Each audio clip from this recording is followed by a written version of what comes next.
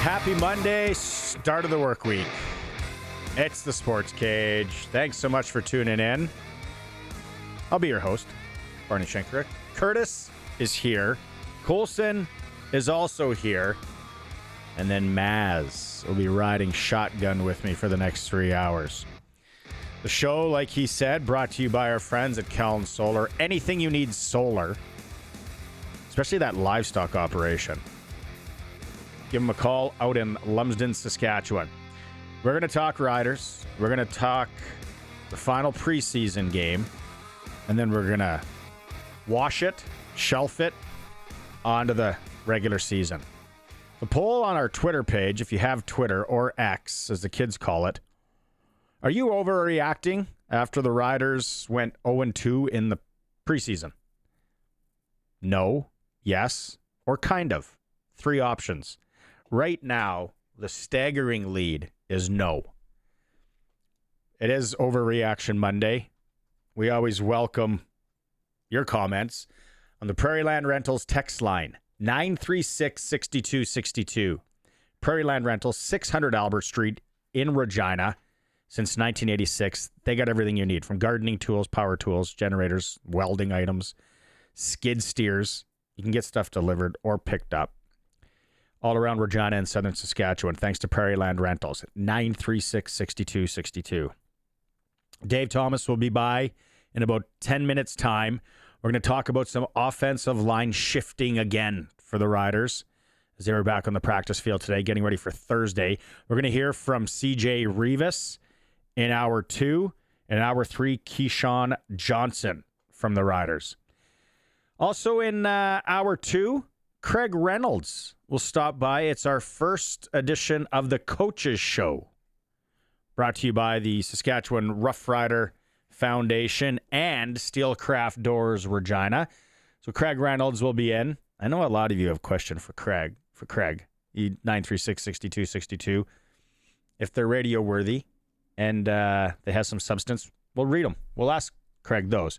Cam Moon also in Hour 2, talking hockey. Oilers getting ready for the Stanley Cup Final against the Panthers. Darian Durant, double talk with Darian for Campbell Safety Consulting, starts off Hour 3, and we'll have more from the Saskatchewan Roughriders in Hour 3. So a busy show. Also a chance to win twice.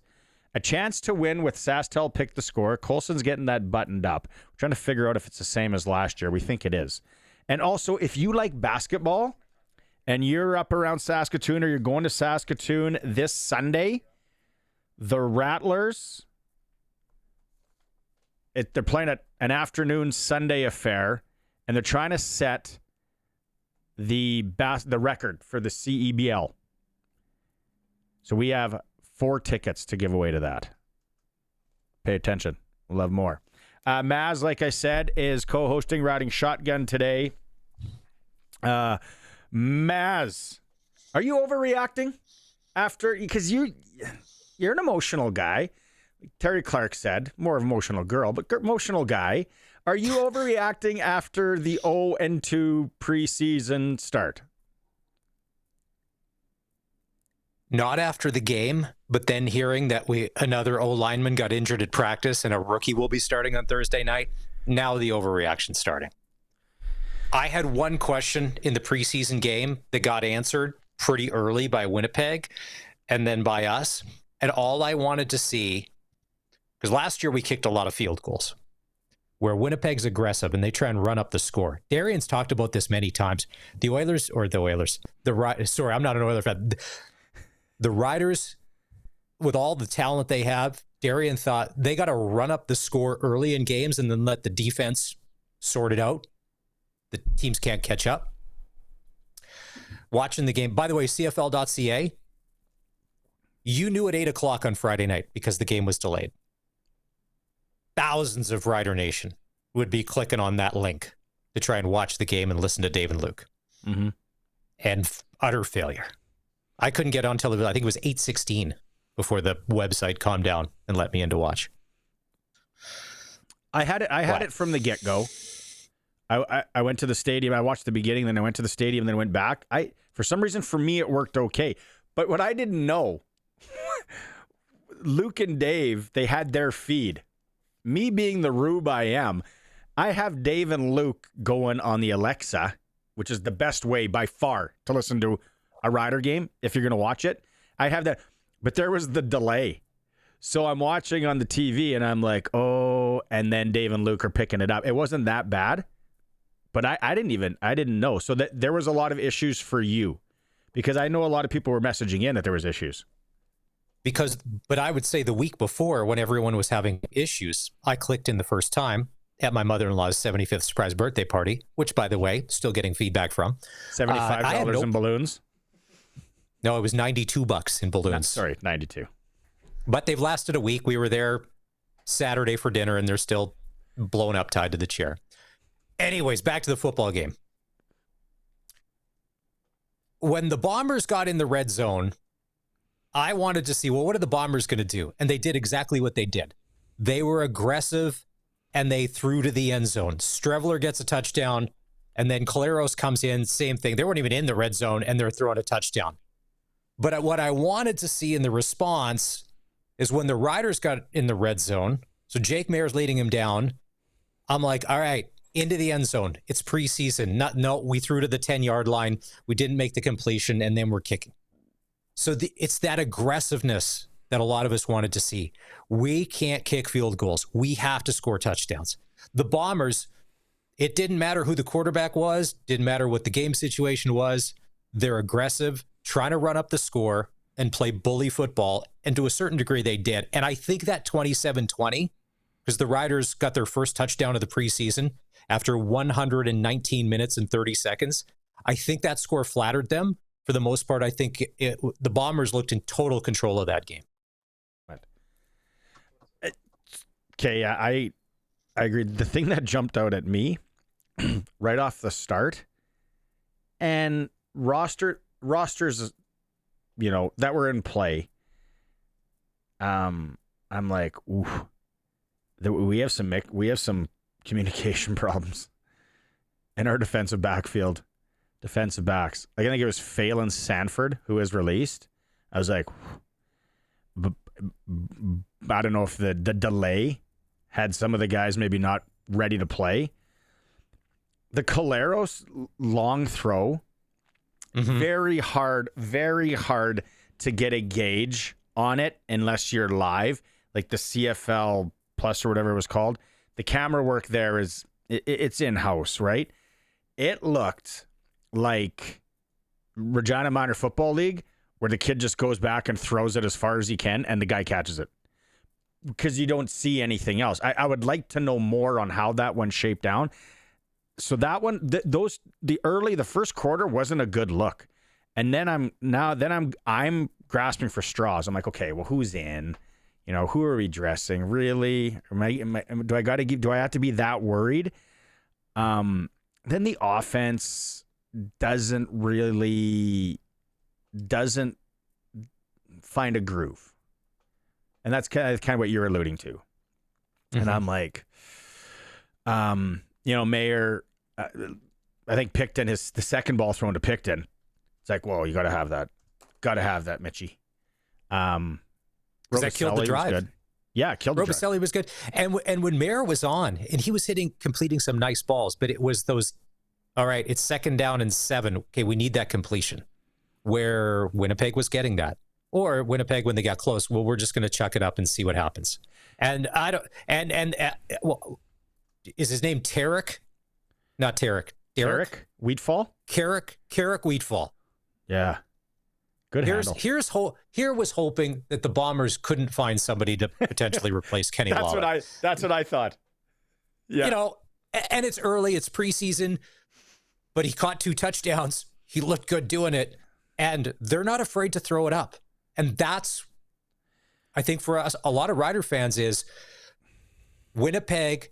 I don't care that they haven't won the Grey Cup. They get to the West Final 4 years in a row. They play aggressive football. And you don't think Hamilton's the exact same way in Toronto? They're going to put the pressure on when they get, I would say, anywhere inside the 40-yard line. It's game on.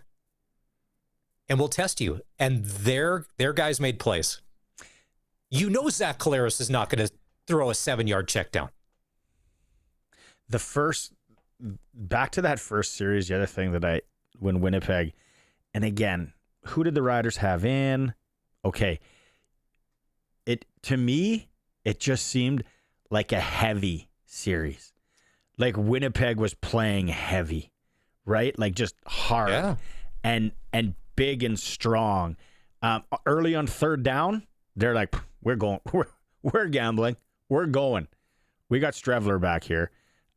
It was a heavy series. There was some miscommunication in the back, like we talked about for Wheatfall's touchdown. I thought it was a nice drive and heavy, and then the Riders quick 2 and out, picked and drop, and 2 deep balls. Wheatfall again. It's like, ooh, yep, oh no. Then interception, and then Mario Anderson fumble. If we could play. I know we didn't tee it. I didn't tee it up, Curtis. I should have told you this. If you listen to the game highlights, just Luke, right underneath. Oh no! And to me, that's my clutch performer play of the game right there. It's Luke going, and because if we would have been standing in the broadcast booth, Luke would have reared back like, oh no, he would have put his head back and just been like, and I'm like, no, he looks like a big slow defensive lineman. We're gonna catch him around the 10-yard line. No, we didn't catch him. Maybe an hour or two for the clutch performer. I'll get the boys to chop up because it's the highlight the part, audio. and I think you do it, Colson, during the game, and you play the music behind it, and it's like the highlights. It's like, and Dave's that was a low light. Dave calls a good game. Doesn't matter both sides, right?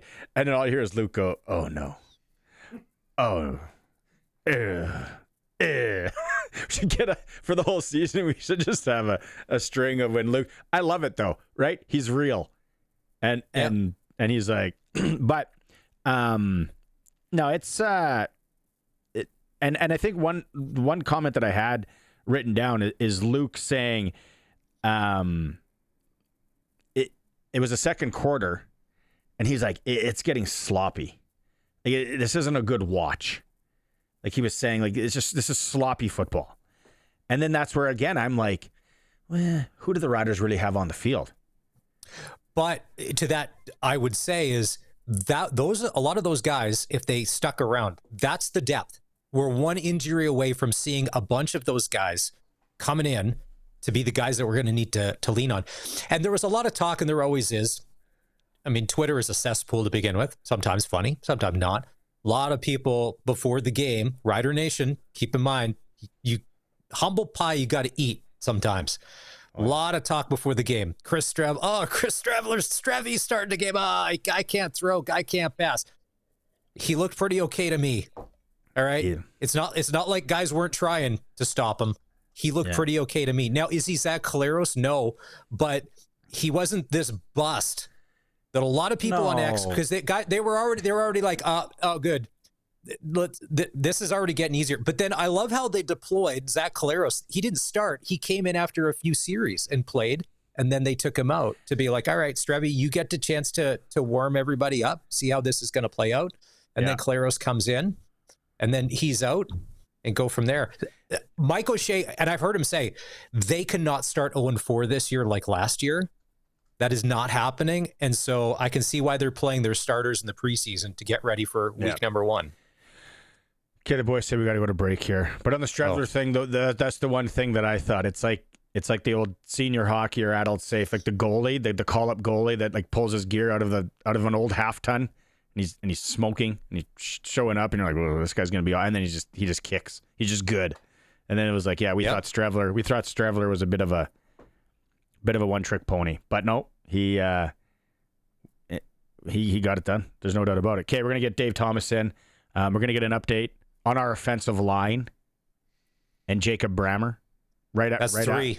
Haven't played a snap of regular season football, and that's 3. We're already into the Edwin Harrison having to be a Jedi with new guy trick, and we haven't even played one snap yet. Let's talk to Dave after the break. It is the Sports Cage. Thanks to everyone who's subscribed and hit the like button on our YouTube channel through sportscage.com.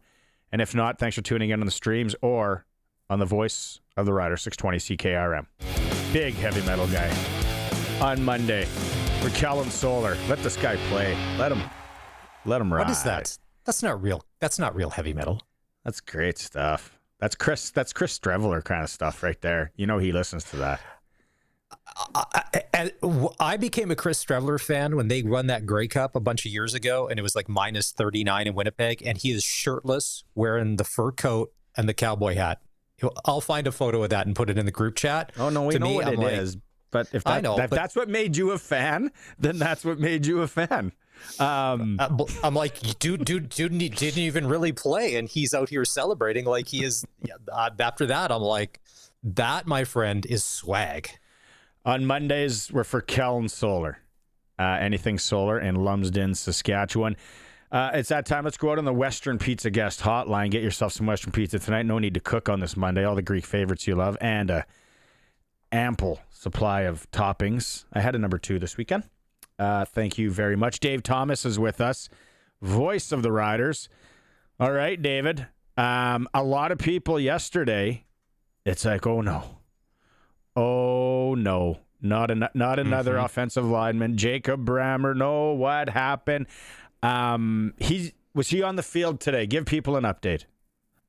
Jacob Brammer was not on the field today. He was on the field yesterday, just tweaked his back a little bit. So he didn't practice today. I don't think there's any need to be jumping off the deep end here. Again, yeah, it sucks that somebody got nicked up, but it's not a long-term injury by any stretch of the imagination.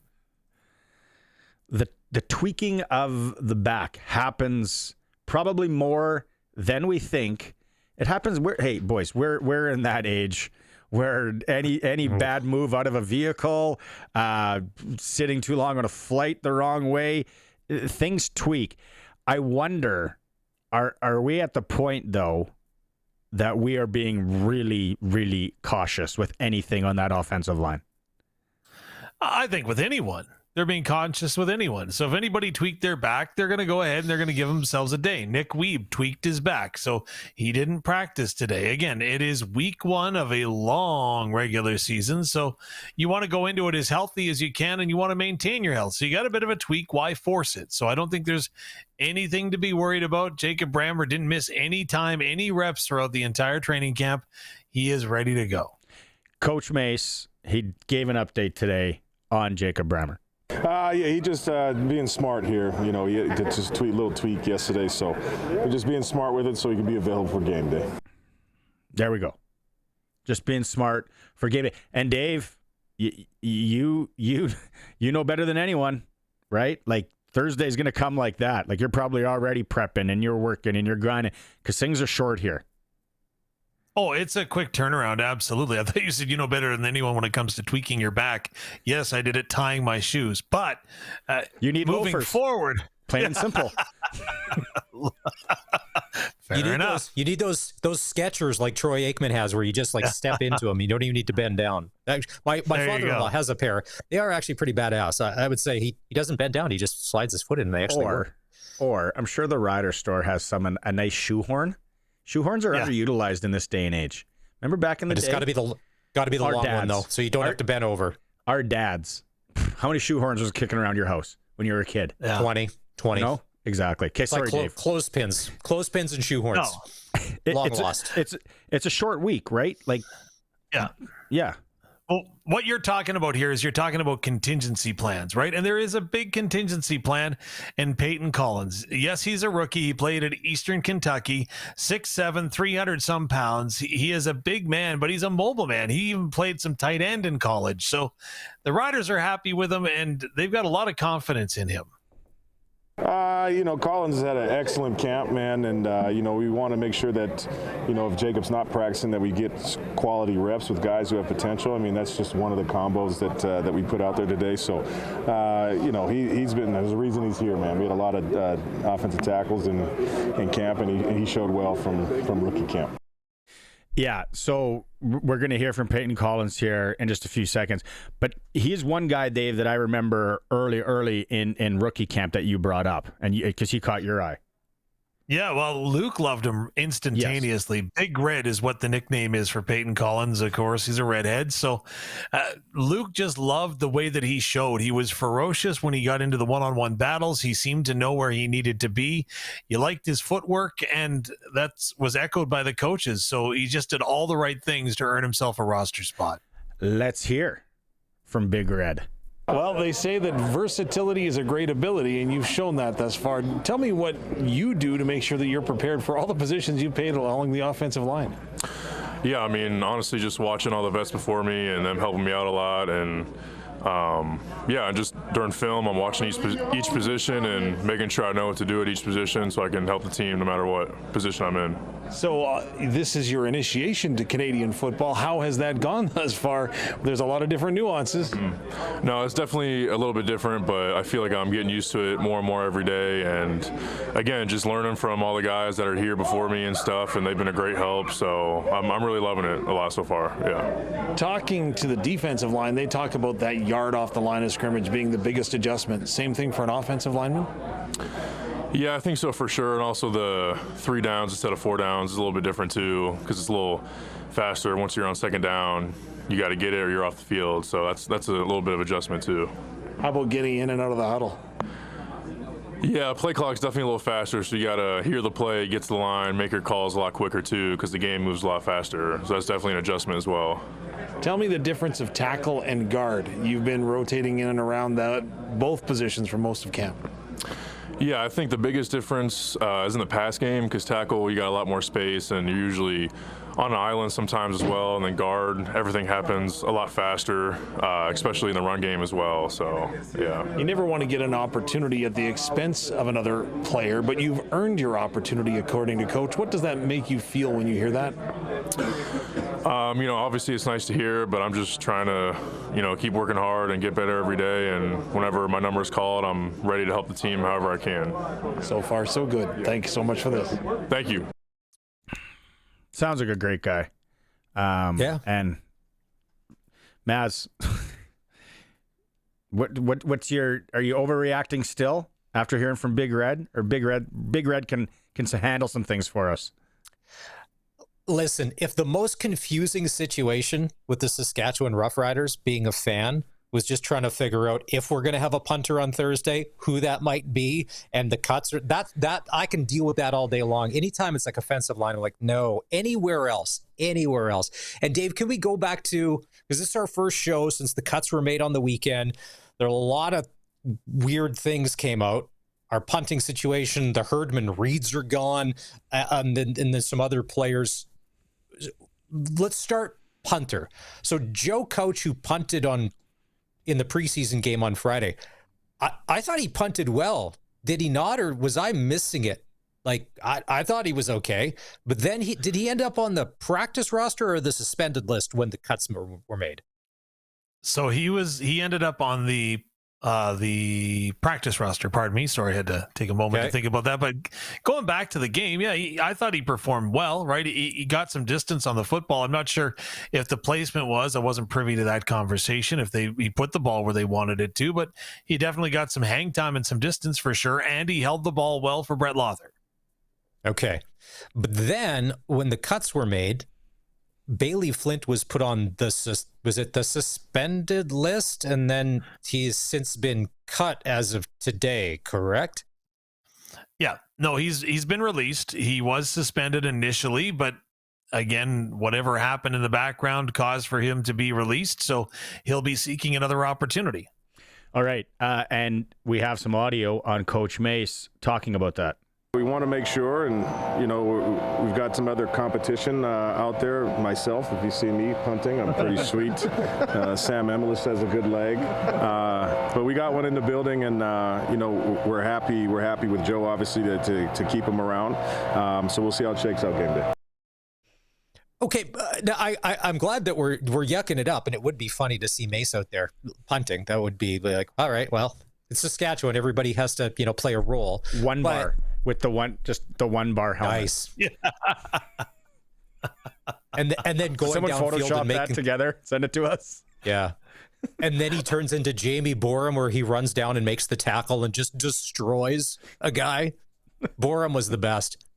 So, okay. So does that mean they brought in somebody else to punt and he was there today? We don't know who it is. Does that mean Couch is going to be the punter for Thursday? Because that clip didn't solve anything for me. What's happening on Thursday? Right now, the one option that you have is to move Joe Couch from the practice roster up onto the active roster, as no other punters are on the roster. Now, today, he was only messing around, and I preface this, do not quote me on this, don't take this to the bank. Brett Lothar punted a couple of balls today. Now, the guy's got a boomer of a leg, but he is not going to do both. No, stop, Maz. Stop. Running Stop before we start. He was just out there. SportsCage.com headline, breaking news, sign up for the email. Dave Thomas breaks Brett Lothar punting No, Thursday. he just was kicking the football a couple of times and punting. Joe Couch will be the punter right now, unless something changes between now and Thursday. But as of now, it would be Joe Couch. However, in the clip that you heard Coach May saying, Samuel Emilus is a really good kicker. Like, he really is. Now, he's going to keep catching the ball because that's what we pay him to do. But if something happened, Samuel Emilus could fill in if we needed. Emilus and Lothar. Yeah. No. There it Do is. not start. Do not start. Hey, you know, Well, you shouldn't have said anything because now you know we're going to run. No, that's we get it, Dave. We're not going to run with it. Hey, you know what we haven't seen in the CFL in a long time is when the punter runs down and tracks down the punt. Remember, Yeah. like that used to be a thing all the time. Jamie Borum used to be really good at that, and he would destroy guys making tackles too. Borum, I think, was the last aggressive kicker the Riders had that would try and track down punts. I think maybe the coaching has got a lot better, where you got to be Hawkeye on that punter if he wants to sneak down and steal the eggs. But you haven't seen that. I thought about that last year watching some games. I'm like, somebody should run down and track that down. But I think the coaching is so much better. Well, here's a fun one for you. You know the little play that the Montreal Alouettes would love to do on 2nd and long where they'd punt the ball forward and then they'd jump on it to get a new set of downs? Yep. It's been discussed, kind of like the tush push in the NFL, right? So should we ban this play? And it wasn't split. It wasn't. It was overwhelmingly in favor of keeping that. The coaches, when they get into these rooms, I had the opportunity to sit in on a CFL meeting and just observe and listen, right? And the coaches overwhelmingly in the Canadian Football League want to make sure that it stays true to its roots. So, for example, removing the rouge. No, coaches want it. Coaches believe that's part of the Canadian game. They want it left in. Feel free to discuss amongst yourselves, but that's where the coaches and that's where the direction of the CFL is at right now. You shouldn't be able to win a game on a rouge. That's my take. Just mine. You don't mind the rouge until you lose a football game on it, to Barney's point. The rouge, it's fine until you lose because of that. Can we go back to the cuts for a second? The Herdman Reed brothers, for whatever reason, but then also you can get to that. Oh, let's talk Herdman Reeds, and then I want to talk Braxton Hill. So the Herdman Reeds, did they come into camp, both of them late for some reason, but then they were both released, like they didn't do it? Do the Riders have enough Canadian depth on the defense and on the teams to get rid of both of them? Riders have a lot of depth, right? And I'm not privy to be inside the dressing room, but here's what I can tell you. From what I could see from a distance, and to quote my good friend Luke Mullender, Father Time is undefeated. Both of them are 8-year pros. Both of them had been in the Canadian Football League for a while. Both of them were basically playing on special teams. You'd get the odd rotation here and there on the defensive side, but mostly special teams. The Riders have a bunch of young players that they brought in that can play special teams, right? So, again, I don't know why the decision was made, if it was performance, if it was business, if it was a combination of both. But at the end of the day, there were some young players on the Saskatchewan Roughriders team that proved that they can play special teams and take and fill those roles. And that's why the Herdman Reeds became expendable. One player that I thought looked like he was around the ball a lot in Winnipeg. Now that sometimes that's a good thing or it's a bad thing, but on Friday night, I really like Braxton Hill and the game he was playing. He just a good prototypical linebacker. He didn't make the cut. He didn't get put on the practice roster. Did he impress you as well? He was our defensive game star. Yeah. 4 tackles in the football game. He was flying around. So maybe that's a curse being the defensive game star. I'm not sure. But he had a good camp, a solid camp. But you look at the linebacking core that was already in place, right? You got to beat somebody out for the job. And again, it is so deep. And I think that speaks to the depth of the linebackers that the team has put together. I think it's a positive that, again, if Braxton Hill, as well as he played, wasn't good enough to make the roster, then I think that speaks volumes for the guys that did. We have Coach Mace talking about today.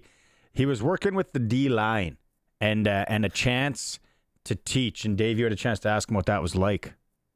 Yeah, that was, I think it was just me trying to figure out something to do. I just, you miss it. You miss that. But it was good, just working on some stuff that, I think we can continue to get better at. And, it's, Coach Phil and I see everything dang near the exact same. But, he was just nice enough to let me do something today. So, once in a while, try to get in with some position groups and do a little bit. But, yeah, it was just fun. Do you guys got anything more on the defense? Because I want to shift and ask about a question, or ask about a guy. Dave? All I'll say is that just to provide some context to that clip today, if you've ever been a head coach in any sport, right, you don't get to usually go and just focus your sole attention on one aspect of the team. And today, Coach Mace was able to do that with the defensive line, and he was doing it. And you could just see that, I get to go and teach some stuff again. And it was pretty cool what he was showing the D line.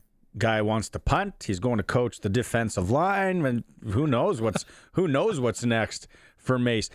The one guy when things were released, and I know we are somewhat, I guess, deep when it comes to receiver, was Missouri, and how much hype we had about him. Kind of recency bias, so right, like the last week, 10 days, 2 weeks, like we were really, really high on him, and he looked good, and Luke thought he looked good, and you thought he looked good. Is that just a numbers thing? And maybe why not the practice roster for him, Dave? Numbers. All the way around numbers. You can only keep so many guys on your practice roster, right? And you can't keep 12 or 10 receivers on the practice roster, because then you don't have depth at other positions. So when it came to Braden Missouri, he was battling with Deshaun Mims, with Daniel Weeb, when you're looking at that Canadian depth, right? Because Mitch Picton was in that battle, as was Del Duncan Busby. And then, of course, you've got Kean Schaefer-Baker and Samuel Elmalis. So there's some pretty talented Canadian receivers right there. And solely numbers game. Again, we talked about it during the broadcast, and the fact that you want to go out there and play to make them cut you so that you don't cut yourself. And that's what Braden Missouri did. He played well enough that he made the coaches have to make a decision on him. You mentioned Daniel Weeb. Now, Seth Hundeby had already declared before training camp he's going back to play for the Huskies. But Daniel Weeb, that was a different story, right? So when I saw him on the retired list, like, he's going back to school. But he was trying to make the club, right? Like, if he makes the club, school's out, correct? From my understanding, if he had made the club, he was not going back to the University of Saskatchewan. However, it's always great to have options, right? We tell our kids that all the time, and those were the options that Daniel Weeb had, as he still have 1 year of eligibility left at the U Sports level, so he can go back, develop for another year under Scott Flory and Mason Nias' offense, and then give her another shot next year. I love it. Van Wilder, go back. Soak in as much university as you can. Take one class per semester. Make sure it's online with 0 assignments to hand in. Make sure it's a football booster that's teaching it, so that's even easier or whatever. And just be like, and then after football's over, just drop out. What's that big lawn called in the middle of the U of S? Not the Commons. No. You're talking to 3 dudes that didn't go there, never graduated from there, all right? I used to go hang out there like I did. I used to go throw the football around. Sure. It wasn't the bowl, you were trying to be Van Wilder. Yeah. Might have been the bowl, Dave. Might have been the bowl. Yeah. I don't know. Yeah. No, that's and that's something that we I really just learned in the last few days, that he had the option to go back. Prairie Land Rentals text line, Terry in Montana. He said Alex Gubner's status. He was released. Terry in Montana, unfortunately. He is Montana Grizz alum. So just an update there for you. Yeah, unfortunately for Alex, he banged up his leg, right? So he was in a walking boot for the last week or so. So that kind of hurt his chances of making the club. But he made a good impression, so you never say never, right? Is there one big surprise when it was released, like that jumped out at you right away? Was it the Herdman Reed for me? Like I said, it was Missouri. Yeah, Missouri, a little bit. Maybe Trent Penix. I wondered about Penix just as how he would fit in, just because he was able to play. He did play special teams, but then he didn't get any carries in that second preseason game. So maybe the writing was on the wall a little bit for him. But again, I know he showed really, really well. So I would say maybe he was one of the bigger surprises, perhaps. Maz, anyone jumps off to you? Maybe not necessarily for the Riders, but when you saw some of the other cuts around the league, and I had said this before, I loved Kadeem Carey when he was a Calgary Stampeder, and then when he became available and went to Toronto, I'm like, I'd love to see that guy in green and white. Then he gets released by Toronto, and I know that Mario Anderson is on the practice roster as the backup running back, and AJ is the starter. But if Kadeem Carey is available, and this is all about stacking wins and trying to get to a Grey Cup, he runs hard, and he'd be familiar with Mace, because Mace would have coached him in Toronto, would he not? Like, they would have crossed paths somewhere along the way. So out of all of the guys that were cut all across the CFL, Kadeem Carey is on my wish list of, if he shows up in town, will not be disappointed. Interesting. It's a deep running back room, though, and again, it's got to be a fit, right? And I think Kadeem Carey, the only experience that he would have with the coaching staff would be Mark Mueller when he was in Calgary. Sure. I don't think he would have been there for Mace in Toronto. But really, is it like Mario Anderson's a rookie? And I'm surprised when Anderson fumbled on Friday night. I thought, because that for a lot of guys, you're cut, dinner on Delta, you're out of here. When you fumble a ball like that, getting close to the score zone, and then they pick it up and run it back, for a lot of guys, I thought instantly, I'm like, oh, that dude's done. Yeah. Like, you can't make those mistakes. You can't. If you're good enough, you can. If you buy yourself, right, you can afford yourself through training camp. You can go ahead, absolutely, right? You build up that credibility, right? So you build up your credits, and you maybe spilled a couple on that one. You know who I would like, maybe, and I don't know enough. I'm not in the locker room. I don't know the attitudes of guys, but because he has an awesome name, Walter Fletcher from Montreal. You know why? Yeah. Because he had I think close to 700 yards out of the catching the ball last year, and then close to 800 rushing. That dual threat. That's maybe a guy I would like. Again, I don't know Walter. Great handle, but that's a guy I would look. Is he an upgrade from AJ Ouellette? I don't know. I don't think so. I would put now the way that AJ Ouellette has played, and again, everybody says, but he's got to stay healthy. You know what? He predominantly has been healthy through his career. Last year was a year that he wants to have back. He can't. You can't fix that, but he looks great. Yeah. To my point, Mario Anderson, who's nothing against him, Kadeem Carey's played in the league, 5 years? He's won a Grey Cup. He's played in cold weather. Same thing with Walter Fletcher. Same thing. It's proven if you're going to need to have depth, just a guy in waiting, somebody with a pedigree, and I get it. Somebody that makes $70,000 on a rookie contract, and somebody that's probably going to make $110,000 because he's a vet. Yeah, that's where the business of football comes in, and I totally get that. But if salary cap is of no concern, because I'm a fan, I don't have to play by the numbers. We just know what we want. I think if he wants Fletcher, I want Carey. There we are. That's the worst Photoshop job, I think, in 2025. If you're watching the stream, That's awful. That That is terrible. Okay, Dave, I know we got some audio from you to run later. Thanks so much for this. Go get some rest. It is a short week for you. Thanks for doing this. You're welcome. Have a good one, guys. Right on. Dave Thomas and his shoehorn joining us here, Western Pizza Guest Hotline. We'll go to break. Curtis, good effort. A for effort if you're watching the stream. A for effort on that. But, yeah, that was like Glenn Hanlon's hockey mask on that. No, you did it. You tried. It is a Sports Cage. We're streaming. If you're watching it, get some extra laughs at sportscage.com through our YouTube channels and always on the home of the Rider 620 CKRM. It's time for the Sports Ticker, brought to you by Reliance Heath Water Heater Rentals. For all your hot water needs, call on Reliance Heath today. Riders, we heard from Dave Thomas in hour one. Jacob Brammer, he did leave yesterday, wasn't practicing today, but it sounds okay. Just a tweak back, should be good to go for Thursday and the home Western Canadian Baseball League, Red Sox dropped their first of the year Saturday in Saskatoon at their home opener 9-3. They're 2-1 on the season. Back in action at home tomorrow against Medicine Hat. Swift is in Saskatoon tonight. NHL, the series, the Stanley Cup, it's the last one. Oilers and Panthers starts Wednesday in Edmonton. Unfortunate at the Memorial Cup yesterday. Medicine Hat couldn't get it done. They lose to London 4-1. What happens with Gavin McKenna now? When do we get that announcement? Blue Jays, they took all 4 from the A's in their series, and they start one at home against Philly tomorrow. NBA, nothing tonight.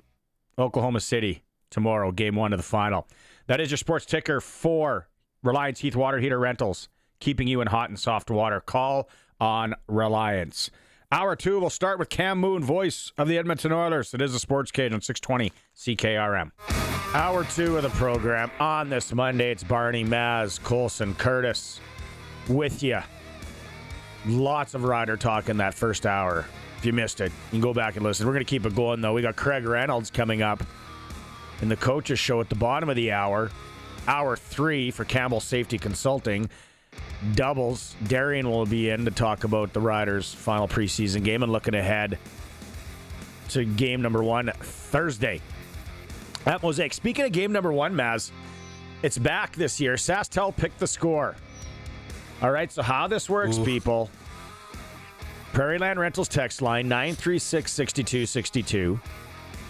You let us know what you think the score is Thursday. Riders Red Blacks at Mosaic. We'll pick one from there. Spin the wheel. Colson's got the wheel of winning ready. He spins the wheel. That person wins a pair of tickets to the tackle football game on Thursday.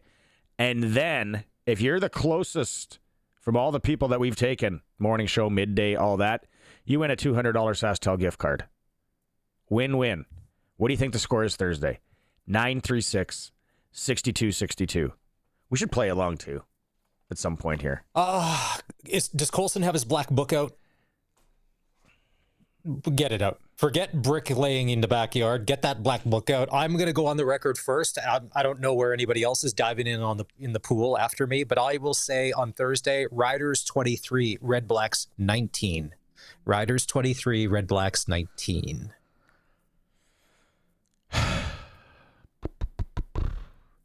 I will go. I will go Roughriders 30. Whoa.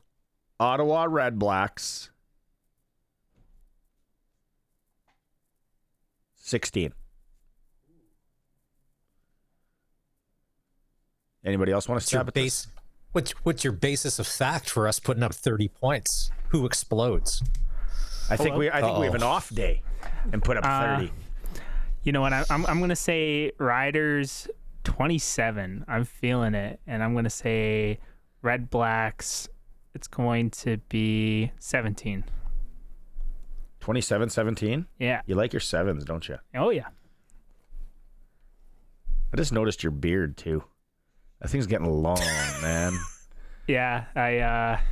stop buying those razors in Costco bulk, So just got to start growing it out. Yeah, you're close to going to Prairie Land Rentals, getting some of the, some Husqvarna stuff to take rid of that.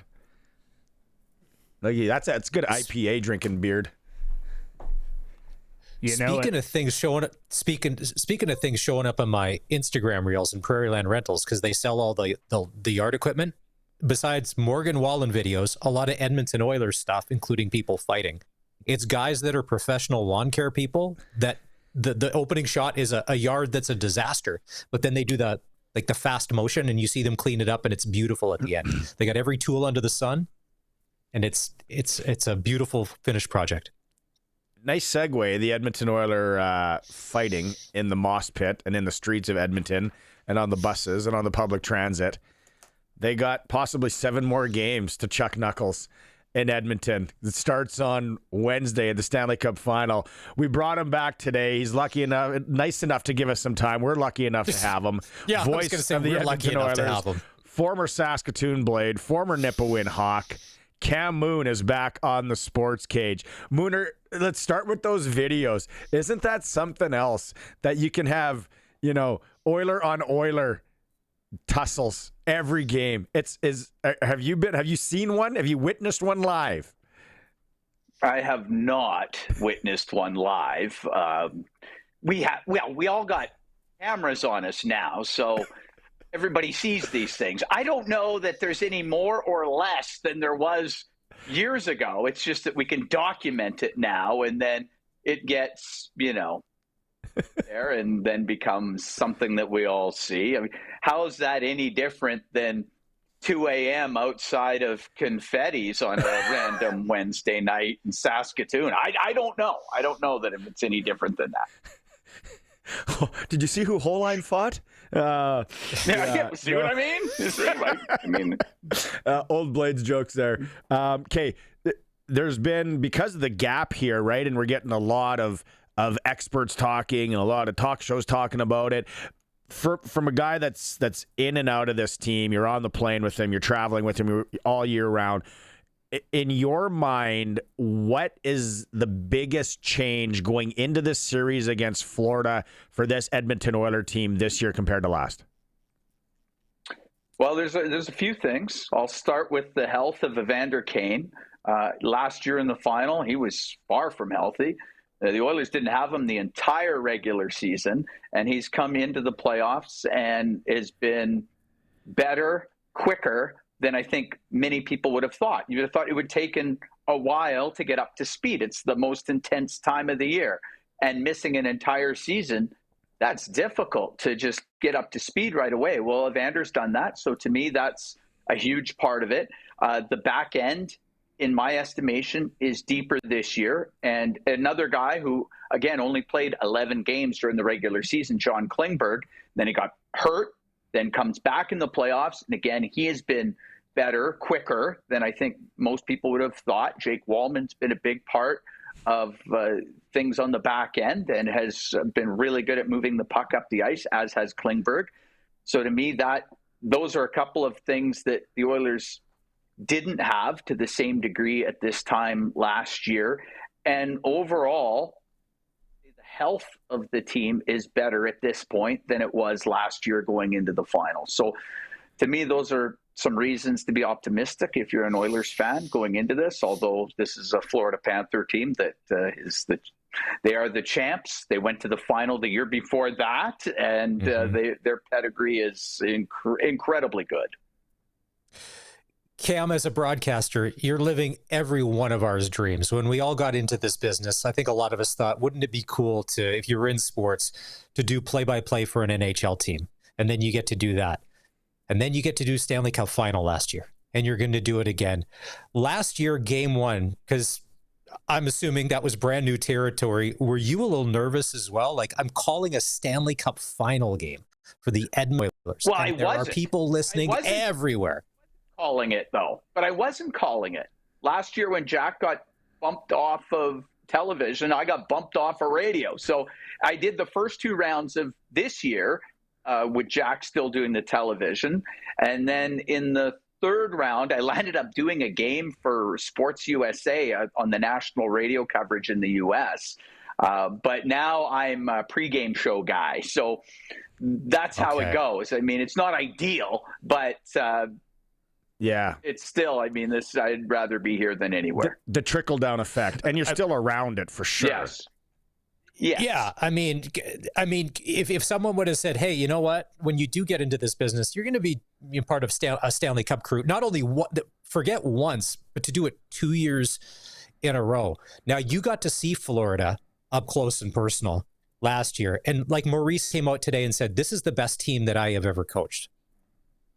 I don't know what prompted him to say that, but Florida, they didn't back their way into this either. They kind of bullied their way in. And I think outside of LA, Florida may be the only team that is going to probably play the Oilers tough, because it just seemed that when they played Dallas, Dallas didn't seem aggressive at all. And the Oilers dictated the play outside of one period every other game in that series. Yeah, it's the Edmonton Oilers after that first round scare. I mean, they were down 2-0 to LA. They were losing in game 3 after 40 minutes. Like, it's not looking good at this point. But the challenge that didn't go Los Angeles's way after the Oilers scored, then they score on the ensuing power play. And then even in game 4, if Quentin Byfield gets the puck out of the zone, LA's chances of winning that game are pretty good. And then they're up 3-1 heading home. So to get past that, then play as well as Edmonton did the rest of that series, games 5 and 6 in particular, then as well as they did against Vegas, and making a really good Vegas team bow out in 5 games, and then play as well as they did against Dallas. That's a really good Dallas team. Obviously, to get to the conference final, to be in the Final Four, you've got to be hockey team, and then to play as well as they did. I think Edmonton handed them the first game. They were up after 40, playing really well, and then it all goes south. And then after that, completely dominated the rest of the series for the most part. There were a couple periods that I thought Dallas played really well, but Stuart Skinner held the fort. The Oilers have really found their stride after that scare in the first round. And Florida clearly has done that too. And I can understand why Paul Maurice has said that is the best team he's coached to this point, with the additions of Seth Jones on the back end, Brad Marchand up front. It's a deep team. It's a really good team. And they still have Sergei Bobrovsky, who plays as well as he does in the playoffs. So it's going to be a great series. I can't wait. There's the one clip, and I think it was an NHL promo where it's Paul Maurice on the bench last year saying, "We got to wear him down because it'll help us in Game 7 and all this." Cam, you kind of talked about Los Angeles, and then they make Vegas look pedestrian, and then they get by Dallas. So the Oilers side and then the Panthers side. Will this be the most physical series both teams faced so far? Probably. I would say, yeah, it's quite likely. I don't know that Edmonton gets a lot of credit for their physicality, but in these playoffs, again, with Kane coming back, that helps. Corey Perry plays a physical game. Vasily Podkolzin, him on the forecheck, he is a wrecking ball coming in there and helps create turnovers and keeps plays alive in the offensive zone. I mean, I think what Trent Frederick has brought to the team as far as the physicality. And on the back end, Darnell Nurse, Matthias Ekholm, and the fact that the Oilers got as far as they did to the conference final without Matthias Ekholm is something that should be mentioned. Because if you'd have told me a couple of weeks before the playoffs that the Oilers were going to be in the conference final and leading the conference final before Matthias Ekholm came back, I would have said, "Ooh, that seems like a long shot." But that speaks to the depth that they have on the back end. So, yeah, I think it's going to be a very physical series, and I think the Oilers are ready for it and would welcome it.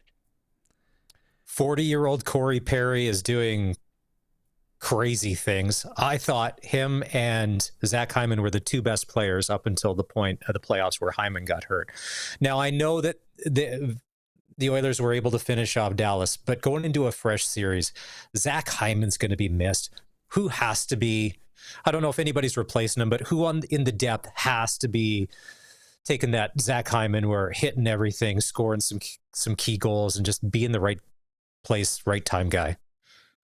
Well, I would think a lot of them. And that's another thing that I'm optimistic about from an Oilers point of view is the fact that they've got 19 different players with a goal. The fact that the scoring is spread out and it hasn't just been Connor and Leon. Now, those guys have been amazing, but the fact that they're getting, just look at their scoring. Like it's incredibly balanced. And it's not ideal losing a guy like Zach Hyman because of his net front presence. Corey Perry takes that role on the power play now, and he's very good at it and had done it over the course of the regular season. And in fact, there was a lot of times where they were flip-flopping back and forth between Perry and Hyman on that first power play in front of the net. But you're going to need Vasily Podkolzin taking the body. You're going to need the speed of Matthias Janmark, and same thing with him getting in on the forecheck. Trent Frederick's a big part of that. Corey Perry's a big part of it. All of it. They're going to need all of that. And Ryan Nugent-Hopkins has had a very good playoffs and needs to continue as well. But the fact that they're not relying on just those times when McDavid's line's on the ice or Draisaitl's line's on the ice, or when they're playing together, they're on the ice. The fact that they can get scoring from lines 3 and 4, to me, is something that and that those numbers, not just the goals, the expected goals, but I mean the goals here in the Stanley Cup playoffs this year versus what they were last year. It's more in favor of the Edmonton Oilers as far as what they've done with lines 3 and 4. As the series possibly starts to grind and go long, I think it'll be again where the media starts to make the deal about how far they have to travel to play each other. Like, what is it? 2,500 miles. Yeah. 2,500 miles one way. 4,856 kilometers. I'm on MapQuest here, old school. But with the Oilers having home ice this time, Cam, you are eliminating at least one. And I know it's early and all that, and there's been the break here. Will that be much of a factor or no? I don't know. Because they're both, you miss the first trip out, but then it's the same. But I think if it goes 7, having game 7 in your rink, I'd rather have that than not. You look at last year, and the Oilers come up a goal short, and the game was in Florida. If it was in Edmonton, would it be different? I guess, we're not going to know, but you'd like to have it instead of not having it. So I know the atmosphere at Rogers Place is going to be absolutely crazy, as you'd expect. And the Oilers feed off of that energy. It's a lot of travel. Chris Knobloch talked about it the other day. They were asking him about the travel. And of course, he compared it to his time coaching in the Western Hockey League with the Kootenay Ice, saying that it's not even close to what they would have dealt with Kootenay as far as bus travel. And it would be a lot. Kootenay was, there's some trips from there, because as you know, Cranbrook, as far as the WHL is concerned, it's not really close to anywhere. So he dealt with a lot. So he didn't think it was too bad, in regards to that. But I think the fact that the Oilers have home ice in this is probably is better than not having it. Cam, do you have to put out a warning to all friends and family that don't reside in Alberta, like everybody from Saskatchewan? I am not buying you the 50-50 tickets. The jackpot is already at $6 million for Wednesday night. Did I see that right today? That it's starting at $6 million or something crazy like that? It's crazy, yeah. Well, you know how 50-50s roll around here. Like, they roll big. And yeah, it's unreal, isn't it? Like, yeah, that says something about the community. It says something about I think about all that money that gets put back through that, and does a lot of good in Alberta. So I love to see those numbers stay high. Yeah. If Barney and I won $6 million, we'd buy 10 McDavid jerseys and start 11 fights, and we'd hire dudes just to come fight for videos. No, I'm not A new allowed to trend. win it, but if I did, I'd be hard to find for a while. I'll wear my Peter Ing jersey. Thank you very much. Ooh, if yeah. I'm starting any fights, there's a throwback for you, Cameron. That's a deep dive. I like that. Speaking of deep dives, 89-90, you spent some time in Medicine Hat kicking for them in net. Unfortunate, isn't it? Again, that Willie can't get over the hump, and the WHL doesn't win the Mem Cup again. And I watched that game in its entirety last night, and they gave it all they had, and they had plenty of chances to score. They just didn't score. They played that game again, that same game. They could have easily won that. And I know it's a one-game shot, and that's how it goes. And I felt bad for them. I was cheering for the Tigers. I thought they put their best foot forward. It's just, London would get a good chance. They're scoring.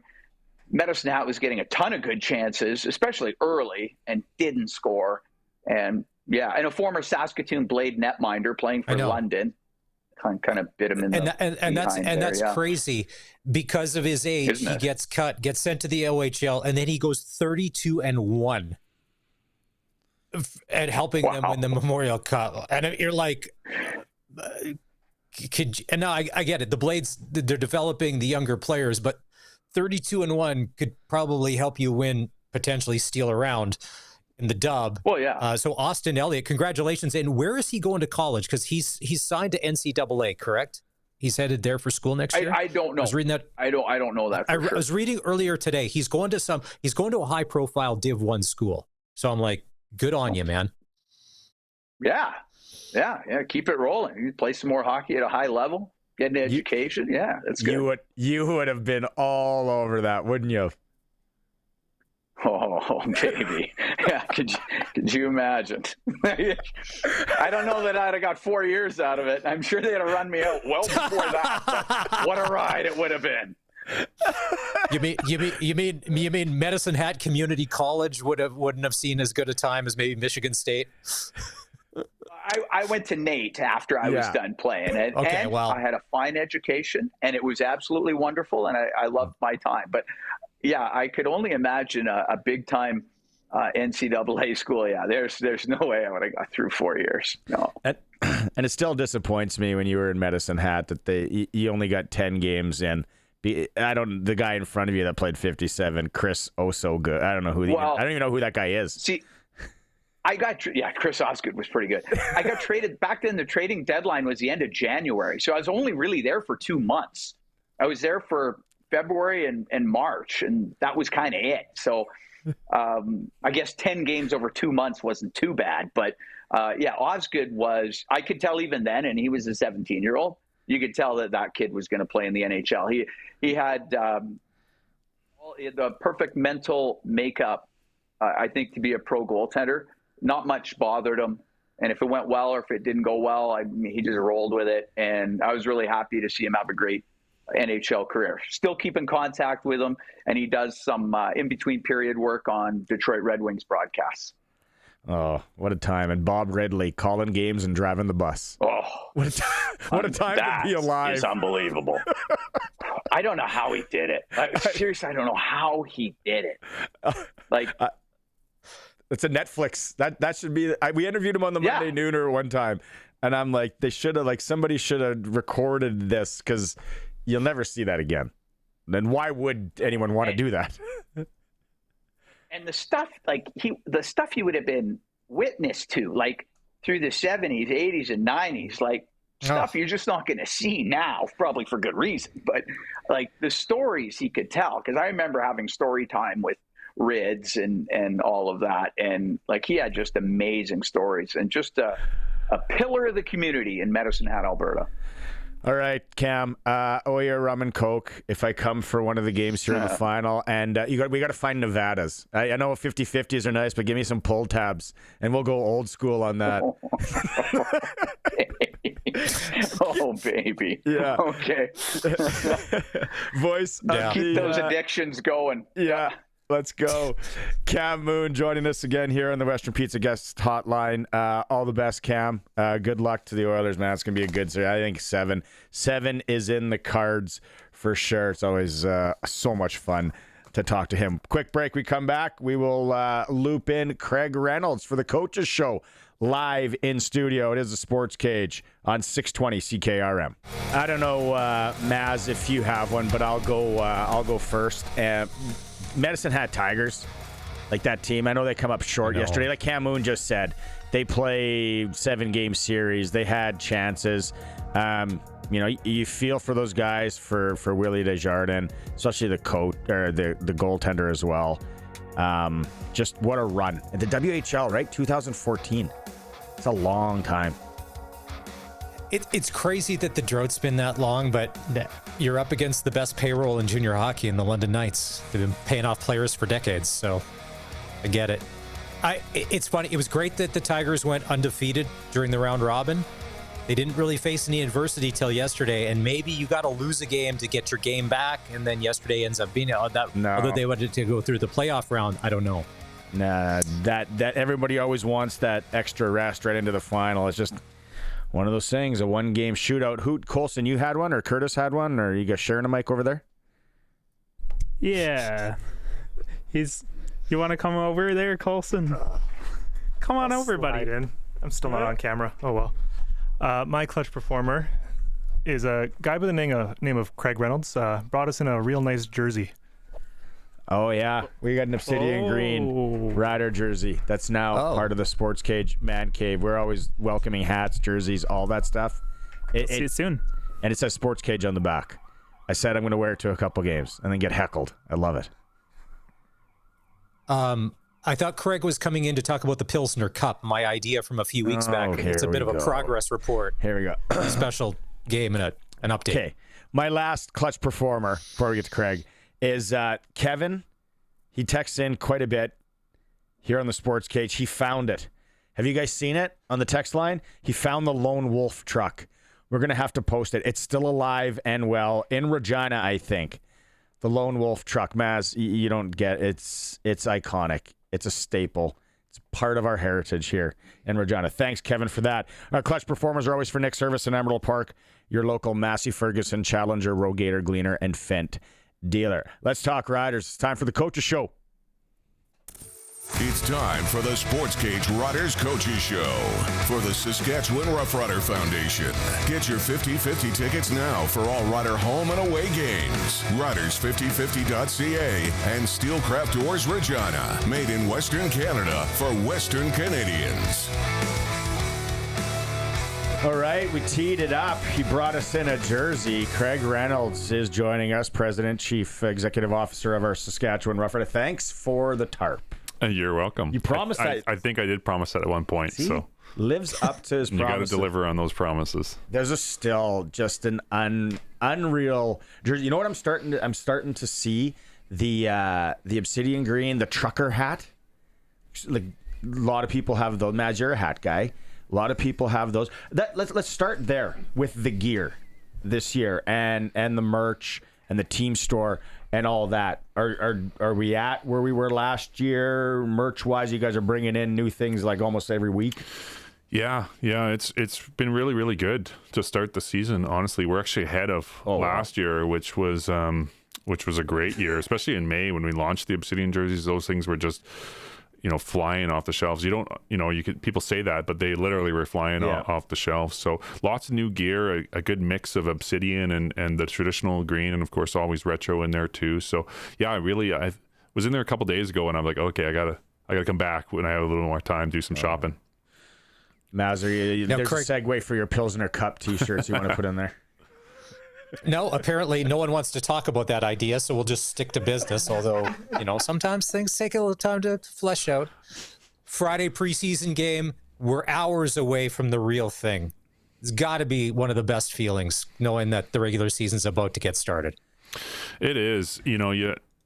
Let's be honest, winters in Saskatchewan are long, and I'm lucky enough I get to go to work at that beautiful stadium every single day, and you're sitting on, whether there's a CFL conference call or something, I'm sitting on on that call in my office, and I look out at that stadium and it's just snow covered, and I'm just like, I can hardly wait till we've got Rider fans back in here and we're playing meaningful football, and that happens on Thursday night. So it was a long winter, starting to get really, really excited.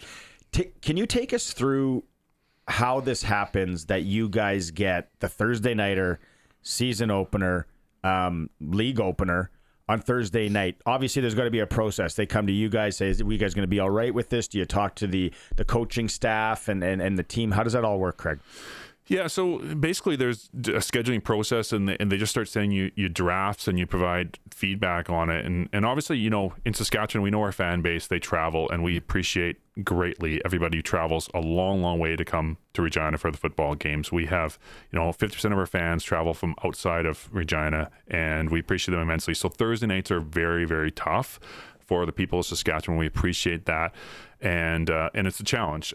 Very, very important to TSN and on the television side of things. And so, when they present us the schedule and they had us in the season opener on the Thursday night, we thought, well, okay, you know what? This is the right place to kick off the CFL season, right in the heartland. And we thought, okay, for Thursday night, kicking off the season, that's a really cool thing and a really cool opportunity that doesn't come along very often. So that's kind of how it just happens. It just showed up in the first draft, and we're like, you know what? From a Thursday perspective, which is challenging here, to kick off the entire season at home is pretty special. Would Coach Mace and Jeremy and all that, and say, okay, is this enough rest? Or what do you guys think about this? Yeah. They're in it too? We do, yeah. We do a deep dive into the schedule. So it's really interesting, and there's multiple drafts. This year there's lots of drafts because it was a little bit delayed. But a little bit. Yeah, a little bit delayed. But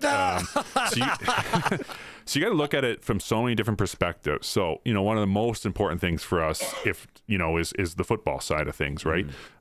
Days rest, marginal days rest. So does your opponent have more rest than you do? Those types of things. And then obviously we look at it intensely from a fan perspective. And to kick it off Thursday, that's very special. And then after that, we get into a really nice cadence where it's a lot of Saturday games, a couple Friday night games in July, which are special. Then we get obviously to Sunday and Labor Day, and it's mostly Saturdays and Friday nights after that. So we feel really good about the schedule. But yeah, it's a process. You involve the football guys in, and you get feedback from really the entire organization. When I saw the schedule, I'm like, all right, if we got to play a Thursday, if everyone has to take a bullet on a Thursday, or season opener, that's great. Now, last time we had you on, you said that the commissioner would be coming to town for the season opener. Is it your role when he does show up on Thursday or whenever that is, you're hosting him, you're doing stuff with him out the day? What does that look like when the commish does come to town, whether it's Randy or, with, taking over here? What does Thursday kind of look like for you as, the guy that will be hosting the new CFL commissioner? Yeah, it's exciting. I'm excited to welcome Stu to Saskatchewan and to kick off the entire season. It'll be his first regular season games as commissioner, so we're really excited to host Stu. He gets here on Wednesday, and so yeah, he has a really packed agenda. We've kind of packed it full while he's here. So he gets here Wednesday, I think mid-morning. I'll pick him up from the airport. We're going to go down. He wants to meet as many people as possible, so we're going to go down and we're going to introduce him to the coaches and the players. We walk through on Wednesday, and so we'll have an opportunity to talk to our players, and then we're going to introduce them to our team, our staff. We're going to have an all staff meeting, and they'll be able to hear from Stu, and then take him out for dinner and those types of things. And then Thursday he's doing some media blitz, if you will, and then we'll host him at the game. We're hosting a bunch of sponsors prior to the game and have Stu say a few words there. So really happy he's going to be here and spend some time with us for the season kickoff. Season kickoff and the game. What should people be hyped about coming up here Thursday? A lot of things. I think we got our first Pepsi halftime series is Braden King, and I just read. Did you guys know this? He's 6'9". What? Yeah, what? He is 6'9". I just read that today. I had no idea. So, Weyburn's own. Why isn't Braden he King. playing O-line? Yeah, I was going to wonder. Play guitar and O-line. Yeah, we're going to have to take a look at him. I bet you a coach might work him out, maybe pregame, see what he's got. But yeah, so that's exciting. He's a rising star, American. He was on American Idol, and so we're really excited to have him. And then it's the first real game where you sort of showcase all the things you've been working on in the off season. We've got some really cool things things. We've got some new technology. We were showing it a little bit in the preseason game. We got down and distance on the Maxtron, just like you get at home. So that's one of the things I know from a fan perspective. When you're at home, you get to see sort of, down and distance, and you must have listened to the fans on that. Yeah, for sure, 100%. And so it's kind of duplicating that at home experience. You can see, hey, the guy looks like he got it, or it's going to be close. Those types of things. So that's great. We got a new bring them out tunnel as well. There's little digital aspects there, and sort of the way they're doing them, bring them out's a little bit different, and more gainer. We're going to have Gainer's a little more active this year, which again is based on fan feedback. So we're excited to see a little more Gainer. He is 6'9". Can confirm. 6'9". Yeah. There you go. Not Gainer, no. Yeah. No, Gainer's not. He is tall though. He is taller than me, Gainer. You talked about Thursday. I think we had you on before. And then anyone that's lived in Saskatchewan, whether it's Foam Lake or Saskatoon or Balford, Lloyd, wherever.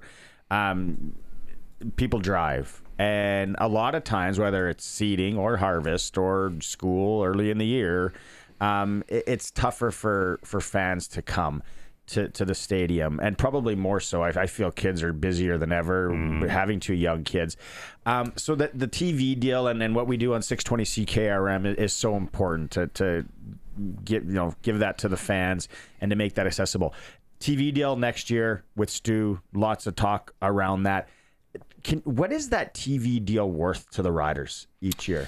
Yeah, it's worth a lot. Like when you look at our financial statements and you look at our, we get a big revenue number. I think it's probably our 4th largest revenue number, 3rd or 4th largest revenue number is the CFL number. That's essentially the net TV deal.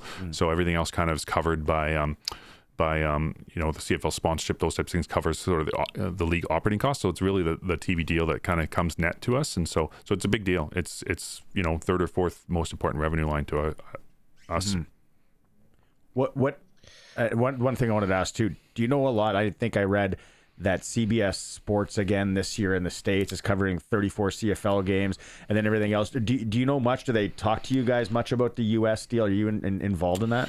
No, not overly. I do know that CBS has been very happy with it. Very happy with ratings and what they're seeing there, and obviously they're back with a big slate of games. Yeah, and then I do know the global rights all come up at the same time. So when the Canadian rights are up with TSN, the rights in the US and globally are up as well. So that's a big opportunity for us. But yeah, no, it's been great.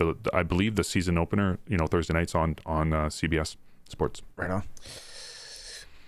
Craig, and I know that you're sometimes layers removed from, what happens on the field, but also you're very directly involved with what happens on the field. Do you feel like the talent level of the CFL is at an all-time high across the league with all teams, with coaching staffs and players, just with everything that's gone into where we're at today, let's say as compared to maybe 5-10 years ago? It sure feels that way, doesn't it, guys? Like even at the quarterback position, I know I think it was Dave and Farhan from TSN had done a little bit, or maybe it was just Dave had done a little across the country a tour of quarterbacks, both starters and backups. And it sure feels like there's a lot of depth there, and that's the one thing I will say. It sure looks like across the league there's a lot of depth. We feel really good about our depth as a team, but you go again across the country and you sure feel like there's some really good football players that are on rosters and sometimes in depth positions, and you even see some of the cuts from the weekend, and there's some really good football players, some veterans that didn't make teams, and so I guess that I think that speaks volumes to the overall talent level in the CFL right now. Really, really good. And being a Sasky guy, and we saw it in the draft, and we see it with guys here, that so many Saskatchewan kids are getting a look, not only with the Riders, but around the league. Yeah, tons. And the guys we had, a few went back to school, a couple went back to school and showed really, really well during all of camp and preseason. And, even, our couple junior players, talking to Jeremy, showed really, really well, and got some playing time in the preseason game. So, yeah, Saskatchewan is just, a hotbed of football and all levels and all, whether it's flag, touch, tackle, we punch above our weight class, that's for sure.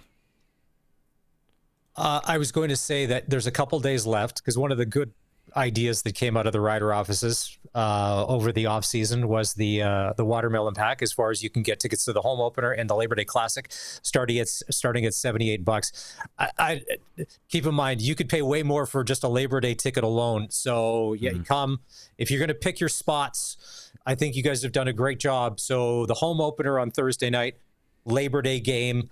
Where Pill Country's already sold out, correct? That's right. Pill Country's gone for Labor Day already. But for the watermelon pack, you can choose where you want to be, starting at $78. It's killer price. Yeah, Maz. It is. It's just a good deal. The reality is Labor Day is gonna sell out here, and Labor Day is moving really fast. And last year we had the largest Labor Day crowd we've ever had at New Mosaic Stadium. So tickets are really moving quickly for that game. So if you're planning to go to Labor Day and want to get in right now, it's just a great opportunity to do that for, like you said, $78 starting at, and you get to the home opener as well. And when everybody sells out, then folks have to deal with the secondary market, and that can go pretty huge. So there's good. No one's giving away a prime seat on Labor Day for $78, especially if the Bombers and Riders are neck and neck. Yeah, no, definitely not. We should get to one here on the Prairie Land Rentals text line. Dion from Regina says, my buddy who's a lifelong Rider fan, he was wondering why the Riders can't incorporate black into the jerseys like the Dallas Stars. Can you ask Craig about that? He mentioned it again yesterday. Would there maybe next year or the year after there'd be maybe another jersey redo?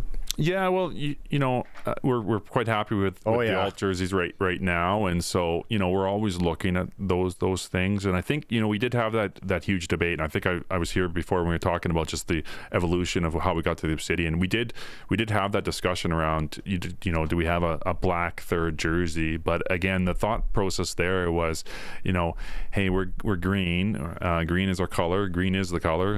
And can we go so dark with green that it almost looks black? And it was interesting. I gave my dad recently his birthday, and I gave him an Obsidian golf shirt the other day, and he grabbed it and he's like, "Oh, I thought this was black, but it was actually Obsidian." So that was a strategy, and who knows down the road what we'll look to. But yeah, we wanted to go as dark a green as we possibly could to sort of get to close to black without really going black.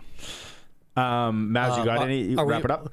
Well, I was going to say, because Pick the Score kicks off today right here on the SportsCage, and I had said that the Riders win. Well, I think we got to get Craig in on this. I think he's allowed to pick.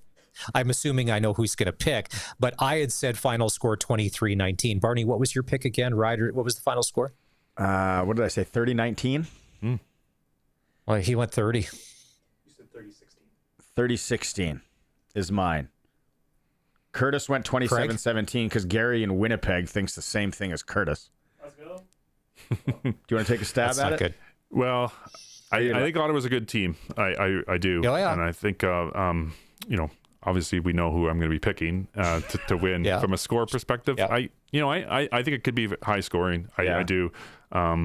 But again, early season, you just don't know, right? Like sometimes it's a bit of a defensive battle as the offenses sort of figure themselves out, or sometimes it's just an explosion of back and forth. So let's just go back and forth. It's going to be high scoring back and forth. And the wind. Right. You never know when Sasky. Yeah. When that wind's howling, right? We're going to be pounding it on the ground. It doesn't look like it's going to be that Wednesday or Thursday. It's going to be that Wednesday. Craig, thanks so much for coming in and doing the first Coaches Show of the year for Steelcraft Doors. No, I appreciate it, guys, and I feel bad for you. You got the shaft with the Coaches Show. You get me to kick off the Coaches Show. Unless you're looking at flag football coaches or RCBA coaches, I got a little experience there, but that's the extent of it. You and I can share playbooks. Yeah, on the flag, can. A little flag playbook sharing stuff. Yeah. Craig Reynolds here again. Coaches Show for Steelcraft Doors. Built in Western Canada for Western Canada. We'll go to break here, come back with the ticker. It is the SportsCage on the home of the Riders, 620 CKRM. Some Rider news. Jacob Brammer not on the field again today, but sounds like he will be ready for the game on Thursday. Western Canadian Baseball League, Red Sox dropped their first Saturday in Saskatoon, 9-3 to the Berries. They're 2-1 on the season. They're back at home tomorrow against Medicine Hat. Swifts in Saskatoon tonight. No hockey. That starts Wednesday. Oilers hosting the Panthers, Game 1 of the Stanley Cup. Unfortunate for the Medicine Hat Tigers. Didn't get it done in the Memorial Cup. They lose to London yesterday, 2014 the last time the Western Hockey League won the Memorial Cup. Gavin McKenna watch now. Is he going college route next year? Blue Jays, they took all 4 from the A's. They start a series at home against Philly tomorrow, and the NBA final starts Thursday, Oklahoma City and Indiana. That is your sports ticker in hour 2 for our friends at Extreme Hockey and Sport. Whatever your spring sport is, Extreme Hockey has you covered. They've been local. They've been supporting local. Anything you need, lacrosse, baseball, hockey. We're going to go to break. Darian Durant and Double Talk with Darian for Campbell Safety Consulting coming up to start hour 3. And don't forget, SaskTel Pick the Score is on 936-6262. What do you think the score will be Thursday, Red Blacks and Riders? It is the Sports Cage, streaming at sportscage.com and on 620 CKRM. Hour number 3 coming up soon. Double Talk with Darian for Campbell Safety Consulting. What's always, hey, I don't know. I want the thing that I want to talk to Darian about away from the Riders is just some of these big names that got snipped on the weekend, like you and I were talking about. Walter Fletcher, Kadeem Carey, Cameron Dukes, Alex Hollins. I don't know. We're not in the locker room. We're not part of the teams. It's, hey, yeah, if it's a video game, we go, well, that guy was really good last year. Maybe there's something else to it. Maybe he took a step back. Didn't come in shape. Longest intro music ever in my ear. There we go. Yeah, somebody could, fade that out. Curtis is on it. It's Maz and the C's with me today for Kelton Solar. Anything you need solar in Lumsden, Saskatchewan. We are playing SaskTel Pick the Score, our first day for SaskTel Pick the Score. Text in 936-6262. A lot of text so far, Maz. Not one person picking the Ottawa Red Blacks. So we'll let you know on that. If there's a team that is due, and a team that everybody says, oh, they're going to be better this year, oh, it's always the Red Blacks. And maybe this is the year that it happens. Drew Brown, year number 2 of him as a starting quarterback. Bob Dice, as everybody said, one of the best guys in the city. You won't find a better human being than Bob Dice. Is this the year that they get it all together? If it is, let's not have it on Thursday. Start next week, not this week. We're going to pick one score.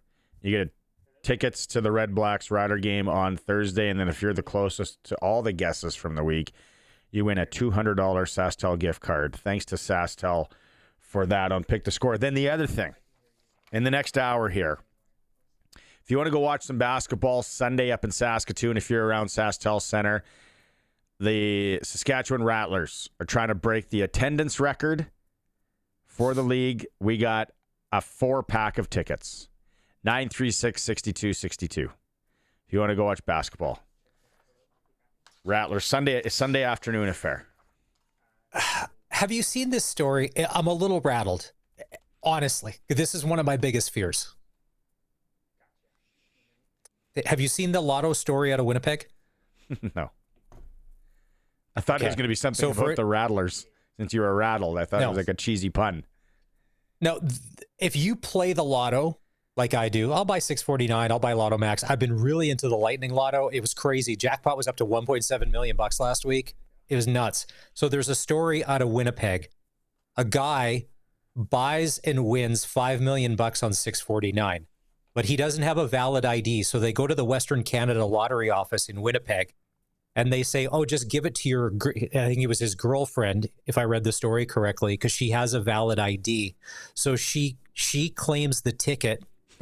No, and then she gets the money, and she ghosts him. No. And now he's trying to sue. Exactly. I'm like, oh, this is the worst. No, he wins $5 million, but he, for whatever reason, doesn't have a valid ID, so he cannot legally claim this. So lottery says, just give it to her to claim it so you guys can get the money right away. And then she disappears. She's with another guy, and now, so he's trying to sue her. He's suing Western Canada Lottery in Manitoba for this because they gave him bad advice. So Buddy is a human being in this day and age that doesn't have ID. Okay. So he doesn't, that's one strike against. and then you don't have the wherewithal to lawyer up or get anything documented as you do this transfer of $5 million? Barney, I am going to stop you right there because you are a lot of things and you've been in love before. Sometimes you're blinded by love and passion and you're not thinking correctly. You're not thinking prenup and lawyers and all that. You're like, well, hey, wait a minute. She's my girlfriend. We'll just go cash this thing, go have some fun. And then it's vapor. That's not how it works. You learn at a young. I learned it in high school. I remember my best friend dating this girl. Everything was rolling. One party, all of a sudden I walk into the wrong room. She's making out with one of my other buddies. I'm like, can't be trusted. Can't be trusted. Gotta get it on. Yeah, $5 million, and you have no ID. So on the scale of life, where are you sitting? I know. Now, this story, I saw it over the weekend, but it made the Daily Mail, like a British tabloid, and it's all over their social media sites. To be like, unfortunate event in Canada where man gets swindled out of $5 million. No. Winnipeg. But on the flip side of that, this crazy story, there's a dude in Alberta. His name is David Sirkin from Lethbridge. He's won $2.5 million in the past 9 months. He's won the lottery 3 times. He won $500,000 in August playing Lotto Max. He won the 649, $1 million in November. And then last month, he won another $1 million playing 649. Wow. That's the kind of guy. It's the kind of guy I want to go play pull tabs with. Nevada's right there. I know. That lucky guy. Okay, the boys said we got them all wired up. Now it's time to we can talk lottery. Let's talk lottery. Let's bring in Darian. It's time for Double Talk with Saskatchewan Roughrider legend Darian Durant. Double Talk is brought to you by Campbell Safety Consulting. At Campbell Safety Consulting, we work towards helping companies create a competitive edge by executing a proactive health and safety program. Maybe Campbell Safety Consulting can help you out if you win the lottery, you don't have ID, and then you give it to your lady friend to go claim. Darren, did you hear that story, Darian? Come on. No, I did. Okay, Maz, So fill me in. Guy in Winnipeg, your favorite city, best fans in the world on your Twitter account. Guy wins $5 million on 649. So they go to cash in the ticket at Western Canada Lottery. He doesn't have a valid ID, but his girlfriend does. So they say, get her to cash it, and then you guys can get the money right away. So they cash it. They put the money in her account, and then she disappears. She's with another guy. She ghosts him, won't return him. So now he's trying to sue her and Western Canada Lottery. Question. On, let's say, a big game like a Labor Day, did you ever give any of the game day staff, like, here's $20 or $50, go buy me some 50-50s and hang on to them, and then cut them in case you won? No? No, I didn't want to get involved with that. I wasn't even sure the legalities of that kind of stuff. So I didn't want to mix and match it. And you see how strict the league is when it comes to gambling. So I didn't want to even get myself involved with that. Yeah, Sean Lemon, 50-50. Let's roll. Yeah. Speaking of that, Darian, when you were the Riders or professional athletes, you hear about this, you see it in the NHL sometimes. Did you used to, who would you tip? You know, would you tip locker room guys from an opposing team, or who would you tip if it was on the road or at home? No, we really didn't have to do much tipping. The guys, they're paid to do the job first and foremost, but I'm not sure what Gordy and the rest of the equipment staff did, how they were paid, if they had the other team helping. I was too banged up or too ready to get on the bus to get back to on that plane to even think about that kind of stuff. So I'm sure there's some stuff going on behind closed doors, though. There was the Cuts Riders and around the league come down as we get ready for the regular season here. Maybe first off, let's stick with the CFL, and Maz and I have been talking about this. Some big names, Kadeem Carey, Walter Fletcher, Alex Hollins, to name a few. Some big names being cut. What do you make of it as a former player, a guy that's been through the trenches, when a big name guy does get released? Well, first you have to look at the position, right? And when you look at the running back position and, Fletcher and Carey, a couple solid veteran running backs in our league and Grey Cup champions at that. But that's called a juice position. Running back is a juice position. You're always looking for a younger, cheaper guy with a little more juice, some more gas in the tank that can, take some of these runs and pretty much go the distance. And, that's just what happens at running back. If you get older, get a little long in the tooth, they're always looking to replace you and cheaper. And Carey and Fletcher were guys who probably were making in the low six figures. And if you can cut that in half with that salary cap, then you're definitely going to do that as a GM and as a front office. Okay, so on the heels of that, now they're free agents, and teams are going to be kicking tires for sure. Will they stay firm on their number, or will they maybe take a haircut to go play out somewhere? It just depends on where you are in life. I mean, if you feel like you're okay financially, then you wouldn't go out there and risk your health for minimum wage. And it just depends on what these guys feel like they have left in the tank. I think that from what they showed last year, they still have plenty of football left in them. I just think it's a situational thing with both clubs and deciding to go younger and getting a little more juice. But I think it'll be a couple weeks. Teams are now going to see what they have, see if it's worth going and signing a veteran guy. And, I'm sure at this point, the GMs, they'll be in touch with them, see what their number is moving forward. And then, depending on the depth chart or the injury situations moving forward, they may get a call. At any point in your career, since you were the guy that was going to lead the team to the promised land, you ever involved with, hey, these two guys are kind of neck and neck. What do you think? Should stay, should go? Did they ever ask for your input? No, I didn't want to be put in that situation, man, because you end up developing, real life relationships with these guys. You're in training camp, blood, sweat, and tears. You're on the field. And, my heart just couldn't take having to make a decision on a guy's livelihood. I just couldn't take that as a player. I leave that up to the coaches. Now, maybe if a coach came and asked me, who would you rather have in a big time role, a guy that is going to contribute, that's a little bit different. But when it comes to making the roster and, and not making the roster, I just don't have the heart to be in that type of decision as a player. Now, if I'm in the front office, that's a little bit different. But as a player, you have a totally different relationship with the guys in the locker room with you. How does it work as a player? Because I've always been curious, and maybe a lot of fans are. So cuts had to be made by 10 p.m. on Saturday. You played on Friday. Does everybody show up on Saturday and sit around and basically coach wants to see you? How does it work? Or how did it work when you were playing? Yep. So coach will basically tell you right after the last play of the preseason game, stay by your phone, stay in your room, don't go too far away. That goes for veterans, the entire team. Just make sure you're close by, have your playbook on hand. You just never know, man. And the guy that comes and gets you, he's called the Reaper, right? He's called the Grim Reaper. Oof. You know who he is. If he's coming close, guys' hands start getting a little sweaty, and you just don't know what's going to happen. So, guys are, you're told to stay by your phone, stay alert, and make sure you're ready if you get that call.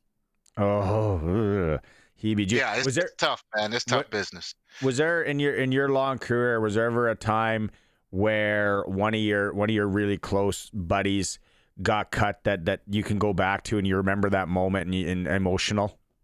For sure. I mean, if you think back to our two Grey Cup runs in 2009 and 2010, going into 11 and 12 and 13, we started getting rid of some guys that just dear friends of mine. And not only that, just Hall of Fame guys and Plaza of Honor guys, in my opinion, and Lance Frazier. That was a tough call to see him go. Tad Cornegay, it was tough to see him go. Wes Cates, for sure. Seeing Wes leave was definitely tough.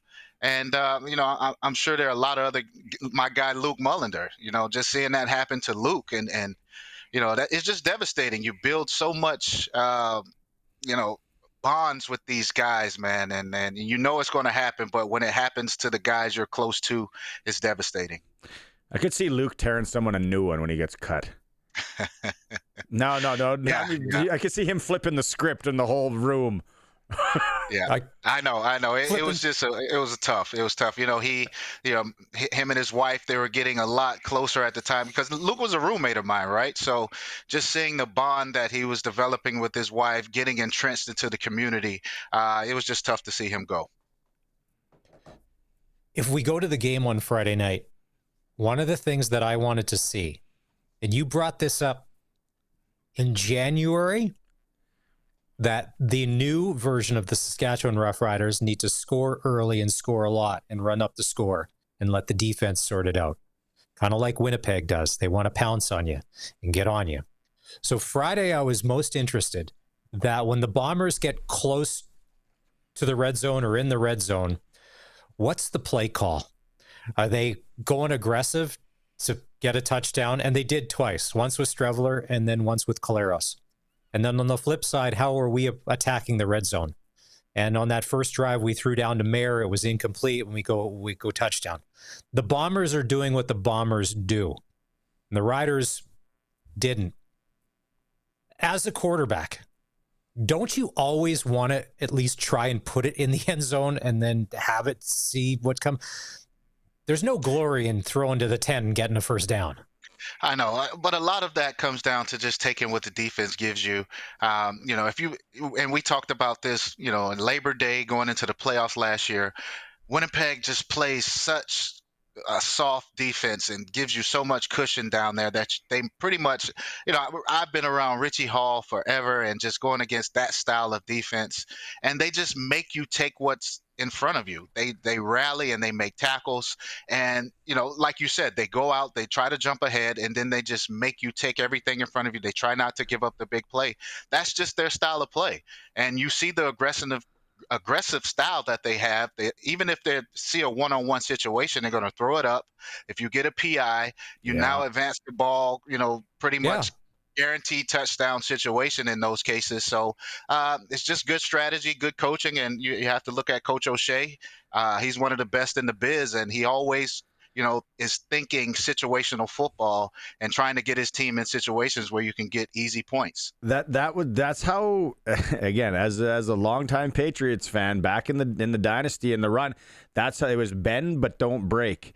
And they would let teams nickel and dime and get down. You'd sit there frustrated as a Patriot fan, and then when we know in the NFL the end zones aren't a parking lot, it's tight. Right. So teams would get down there and they would make plays. And like you said, situational football, right? We'll give them the dumps, and then we'll suffocate it. And then in an exhibition game like that, Riders would probably be okay with that too, Darian, because you're finding out a lot about your guys. Exactly. You're seeing if guys at the quarterback position will take the easy plays. You're seeing if your defenders or if your receivers can break tackles. You're seeing if your running backs can get you tough yards. Defensively, you're seeing who can tackle, you need these situations because training camp in the CFL is not very physical. You're not going to get a chance to be in every single situation at practice. So I think it was good for both teams to kind of be in this type of game where you need to be in situational football and practice, these things to get ready for live action. In the first hour of the show, we were talking about how there was a lot of Rider fans on Twitter before the game. Oh, Chris Streveler's starting. Basically it's a free spot on the bingo card. It wasn't. He looked good. He's a runner, not a passer. He's a professional for a reason. I thought he played incredibly well. He didn't have all of his guys either, but what he did have, he made look very good. Your thoughts on how Streveler played? Yeah. Look, sometimes, an injury can kind of be a blessing, especially to a guy who was more so of a runner, used his physicality to make plays. And now when you take away some of his running ability, and now in the offseason, his training is more throwing based. It's more, mechanical. It's more, I can focus on the things now that I need to work on because, I don't have my legs. I can't run. I can't lift. I can't do the things that I used to do. Now I have to work on my throwing. And you can see that he's been putting in the time and putting in the effort to get better with this passing. And I think he's just looking at the opportunity with Zach Collaros just winding down. Who knows how many years he has left. this is an opportunity for Streb to get in there and show that he has the ability to be a starter in this league. So he's off to a great start with the way he took the team up and down the field, and we'll see how this season goes. Zach has been a little beat up the past couple years, and we'll see. I think Strevler is going to get some starts this year as well, and have an opportunity to put the ball in the air. What's your take on Thursday? Maybe a little bit of a short turnaround here. Thursday, season opener, league opener for the Riders at home. I'm excited, and I'm sure they are too. This is what you've been waiting on. This veteran group has been just, ready to go. And this is a perfect opportunity. You wish you had the earlier game. You don't want to wait till, later in the weekend to get it on. You're ready to strap the pads on now. So I'm looking forward to it. I want to see this pass rush. I want to see Carney and Rose and, Ray and these guys, just see what they can do. We haven't had a 12 to 15 sack guy across the league in a while. So I think Jeremy did a great job of just getting a group of pass rushers together, some veteran guys who know the league, and I want to see them get after the quarterback this year. Drew Brown's second year starting in Ottawa. Everybody said, and you would know him, that Bob Dice is one of the best humans ever, not only in football, but just ever. Everyone is always kind of quietly rooting for Ottawa to turn it around and have a good year. I mean, there's been some lean years. Do you think potentially this could be a year that you see a Red Blacks breakout where they've got the talent, they got a Geno Lewis now, they've spent the money in free agency, they've built the roster, now they need wins. They got to put it all together. Is this the year? I think so. I think their free agent signings were great. Adding Geno Lewis, a down the field threat, is something Drew Brown needed. You still have Addison working the underneath throws for them, and a quiet signing that no one talks about is William Stanback. I mean, he's a slugger type of running back who can just change the attitude of this Ottawa Red Blacks team. He's a veteran guy, but he's a bruiser, and you're going to need that in the league. So quietly, I think they're putting together a great roster, and I think they can make some noise. I mean, I wouldn't be surprised if they came into Saskatchewan and won. I don't think they will, but it wouldn't surprise me because, I think they're quietly putting together a great team. Ooh, we are playing SaskTel Pick the Score, Darian, today. It's the first day for SaskTel. He has to pick. So Colson's got his black. Colson's got his black book out. What's your pick the score for this Thursday game? Yeah, I just think this environment will be too much for Drew Brown and that Red Black team. I think that they'll make some plays, but the Riders will just be too good. They're just ready to get back out there and show and kind of pick up where they left from last year, and just show that they're one of the top teams in the league. So I'm gonna go 31-21 Riders. I don't think it'll be as close as I'm not sure what the spread is. I don't check out the sports book too much, but I think the Riders are. You got an old school guy. The guy I want to meet. Listen, that guy. Darian doesn't play anymore. He can Sean Lemon this 9 ways till Thursday. All right, but putting in prop bets on if Corey Mace ends up being the punter that he was joking around in the post game. Apparently, we don't have a punter. We got a practice roster guy and a cut guy, and nobody on the roster. No, Joe Coach will be. I mean, when your quarterback's clipping at 75-80%, I'm sure you don't need to punt too much. So they're gonna pull them off, and then someone's going on to the one game injured reserve, so they get a paycheck, and it's all good. Okay, that's a good. I wanted to ask you that because who did he say? Samuel Emelis is a good punter. Yeah, can punt. He can punt them. Back in your day, Darian, like if things got hairy where we're down a guy, who would have been the guy to punt or kick in a pinch for those Rider great teams that you're a part of? Dress was the guy. We actually practiced these situations. I'm not sure if it was Chris Milo or Luka Kanji went down at some point, and Dress was forced into action. We may have to go back and look in the archives for that to see if he can get a stat, if he has a stat for a punt. I'm not sure, but Dress was our guy. Wow. I still remember in the 2009 Grey Cup that Louis Sakota, I think it was late in the game, just booted an absolute beauty and flipped the field. I'm like, yes, there's no way we can lose. This Grey Cup is ours. Oh, How man, did that you end brought up up turning the out? name there. I don't remember. I've blocked it out. There's a I lot of forgot things about I've that blocked game out. too. I know, me Did too. we win that one? But I don't know. I don't know. can't But remember. Louis Sakota booted the you-know-what out of the ball. And I'm He like, did. yes, it is ours. There's did no we- way we're losing this. Who did we interview that's now a play-by-play guy with some sport? I think in Montreal, and he was working for the CFL in that game. Yeah, he was had to hand out the hats. an intern or something. Yeah, he had to hand out the hats. So we started handing the hats out to the riders, and then it was like, whoop, nope, pick those back up. We're sending these overseas. Sorry, Darian. What a way to... He was the hat reaper that day to be like, oh, I'm sorry. I'm gonna need that. No, you just keep that. That's fine. I'm gonna back away. Just ditch it and just run. Yeah. Okay. Run. So we got your prediction. We locked it in for SaskTel. Pick the score. Again, as always, thanks, Darian. Next Monday, we will get to recap game number 1. Sounds Darian, good, if guy. you win the $200 gift card from SaskTel, who are you giving it to on the show? Hey, there's me, don't give it to Barney, your Colson, and girlfriend Curtis. or wife. Learn from that guy in Winnipeg. Oh, we can throw away that, man. All you guys get a piece. Yes. I just want Burner- $50 in burner quarters phones to for- use a payphone. Yeah, burner phones for everybody. Nice. Right on. See you later, Darren. All right, guys. Take care. Double Talk with Darian Durant is for Campbell Safety Consulting. If your workplace doesn't have a proper safety program, you get on it. Call Campbell Safety Consulting. Quick break. We're going to hear some more from our riders when we come back. It is the Sports Cage. We're streaming on sportscage.com. Thanks to everyone who's liked and subscribed to the YouTube channel, and always on the home of the Saskatchewan Roughriders, 620 CKRM. Western Pizza spot at 5:30. Always gets me hungry. Not a lot going on today unless you're a baseball fan. You get to watch some baseball or horse racing. No hockey, no basketball. Blue Jays start tomorrow against Philly again. They took 4 from the A's. Locally tomorrow, the Red Sox are back at home against Medicine Hat. Red Sox are 2-1 on the season. The NHL final, known as the Stanley Cup, starts Wednesday.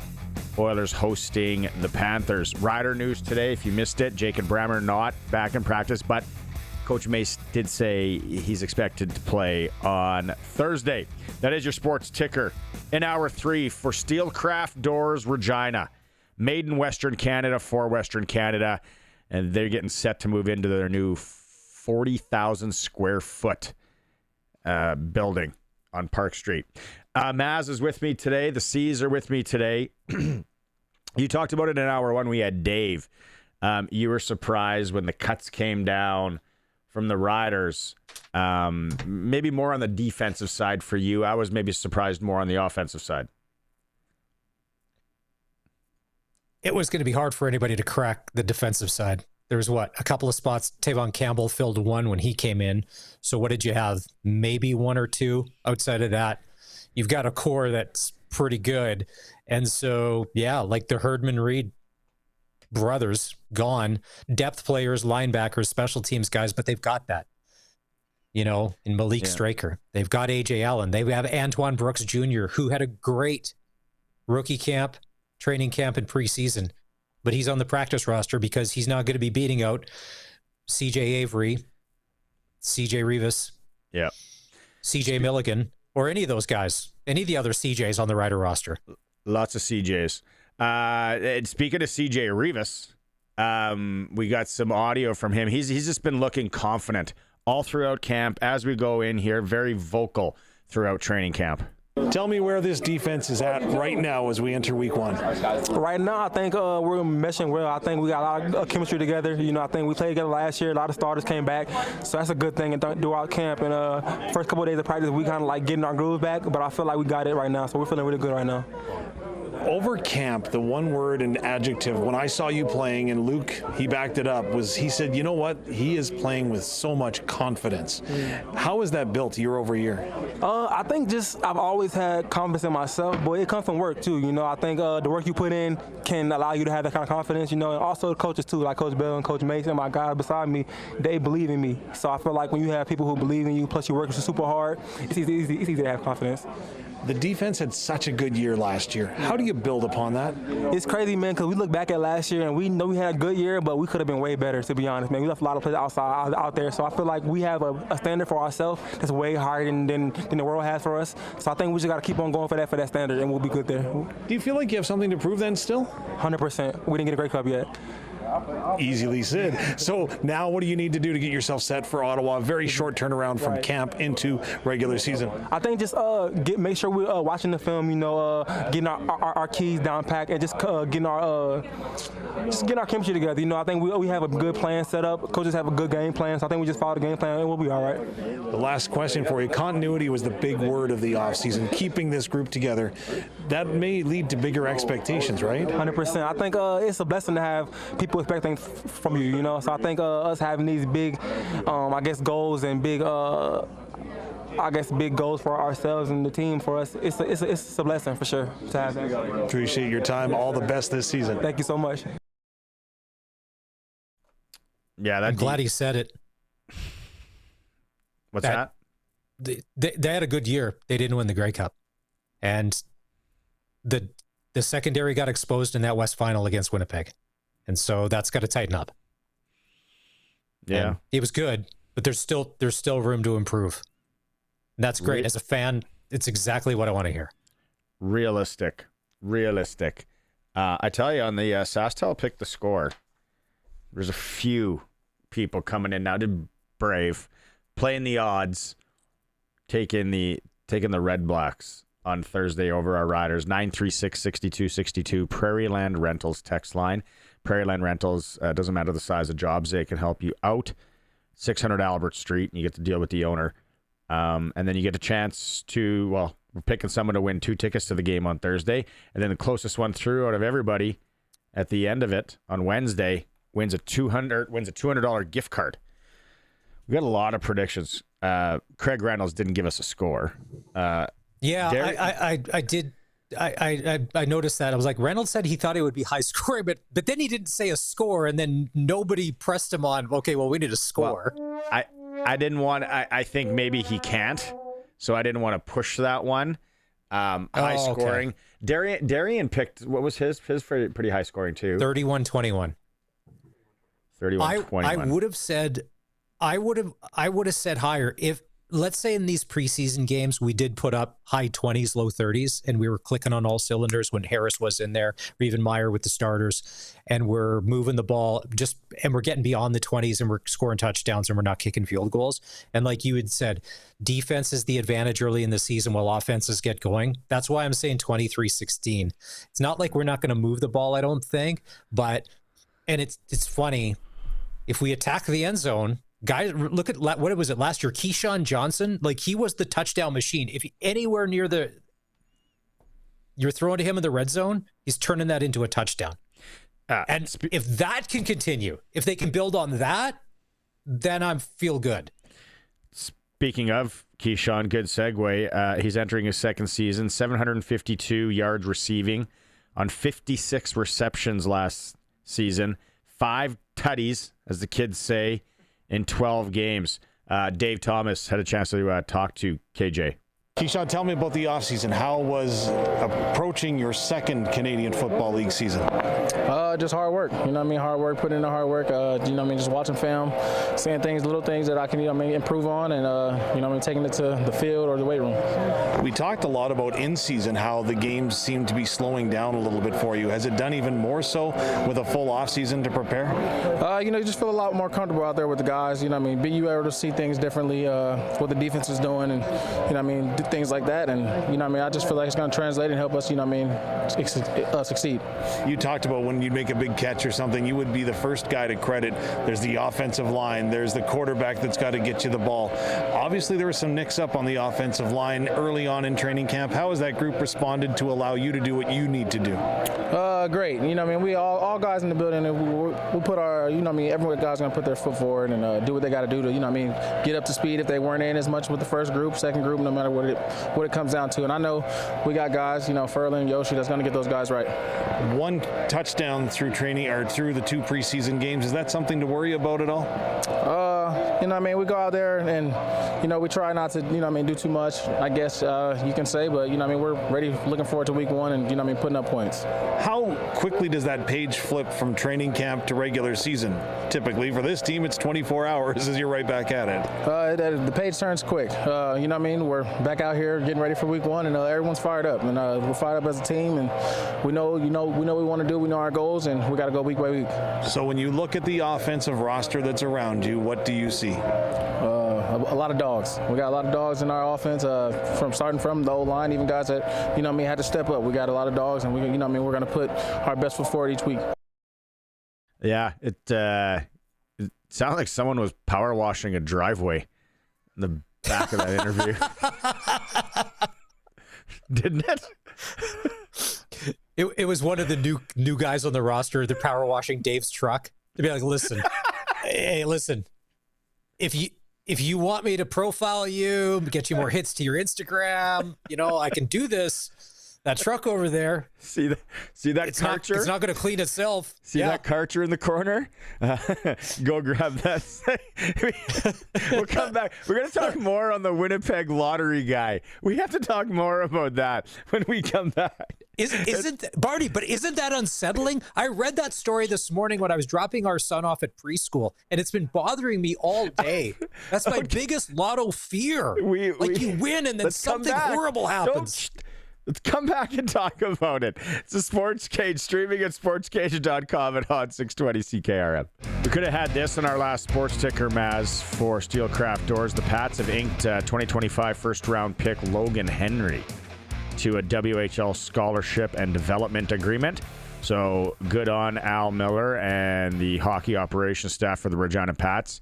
Logan Henry has inked with the Pats. Gavin McKenna. Memorial Cup, unfortunate for me. I thought the 2014 curse or whatever it is, where it was going to be broken, and the WHL was going to win the Memorial Cup, and London just came out. I don't think they ran out of gas. And like Cam Moon said, they had chances. London capitalized in that one game. Now, a lot of eyes are on Gavin McKenna. Is it Michigan? Is it Michigan State? Is he going NCAA? It sounds like that cat's been out of the bag for a while, especially Cole Reshny from Macklin, Saskatchewan, announced that, it was announced UND. last week, UND. Yeah. So do you think over under Saturday? Commodores. Yeah. And Schmaltz. Yeah, Jordan Schmaltz, who Jay Swish, who we had on the show a few weeks ago. Yeah. I saw on Instagram, him and all his UND hockey alumni buddies were just in Tampa, Florida on a giant golf trip. Yeah, why wouldn't a guy? What over under Saturday that McKenna, the news comes out he's going somewhere NCAA? I wouldn't be surprised. And I talked to a guy today that I've worked with for a long time, and he played at Michigan. No, Michigan State, because he hates Michigan. And he had said, don't let this whole NIL, they can't give it to Canadians. He's like, they have made a whole financial racket out of paying off people to play sports for the past 80 years. They'll find a way to get Gavin McKenna and his family whatever they need, whatever rules are in place or not. And he said it's even easier with NIL. They had to do it in the dark before, he said. Now, he said there's all sorts of ways you can get creative. And this whole Canadians aren't eligible for NIL. He's like, okay, believe that. You're naive. You're as naive as the lotto winner guy in Winnipeg. Yeah, go through that again. For people that weren't listening earlier, this is unbelievable. We got 2 minutes. Someone who plays the lotto. And you play like the deep lotto. You're the deep lotto player. Like, what were some of those names? Like, I thought the Western was out there. But what's the one that you play that, like, blue hairs play? No. It's called Lightning Lotto. It's new. It's like 2 years old. You're only playing in Western Canada. And when you buy your ticket, the numbers are already drawn. So you can win instantly when you buy your ticket. All right. So 1.7 million. So biggest fear as a lotto player is that you win and then something happens to your ticket, or somehow, some way, you don't connect with the money. A man and his ex-girlfriend There was a problem, Winnipeg. A man says his ex-girlfriend ghosted him after winning the lottery, and now he's suing her. Lawrence Campbell of Winnipeg claims he purchased a winning lottery ticket worth $5 million in January 2024, according to a complaint filed in Manitoba's Court of King Bench. Campbell claims that after discovering he had a winning ticket, he and his then-girlfriend, Crystal Ann McKay, went to a convenience store to claim the money. He alleges that he and McKay were in a loyal, committed relationship at the time. According to the documents, a representative from Western Canada Lottery Corporation told Campbell that he would be ineligible to claim the winnings. He didn't have a valid government-issued ID or a bank account, and then was suggested that McKay redeem the winning ticket instead. After the money got deposited into her account, she basically disappeared. And she said, I want to be with somebody else. He's tried to get a hold of her. She's ghosted him. Now he's trying to sue her and Western Canada Lottery Corporation to get his money back. Can you follow this story for next Monday? Like, this is I will this never is not awesome. be following this story. What's his name? Let's get him on the show next Monday. If he doesn't have ID, there's a good chance he doesn't have a phone. But probably call that convenience store. He probably hangs out by there on his bike. Oh, Dad. The boys are telling us we got it. That story is awesome. We have to follow up on hey, did they catch all the guys in New Orleans? Speaking of that was more the sheriff was on that one from the jailbreak. Is there still one or two guys on the run? I think there's one guy left. Oh, run. I love it. That's it for us today. Lots to get through tomorrow. We got a rash. We got suits. Hopefully a hockey surprise hockey guest. Curtis Colson, Maz, thanks so much. We'll talk to you again tomorrow.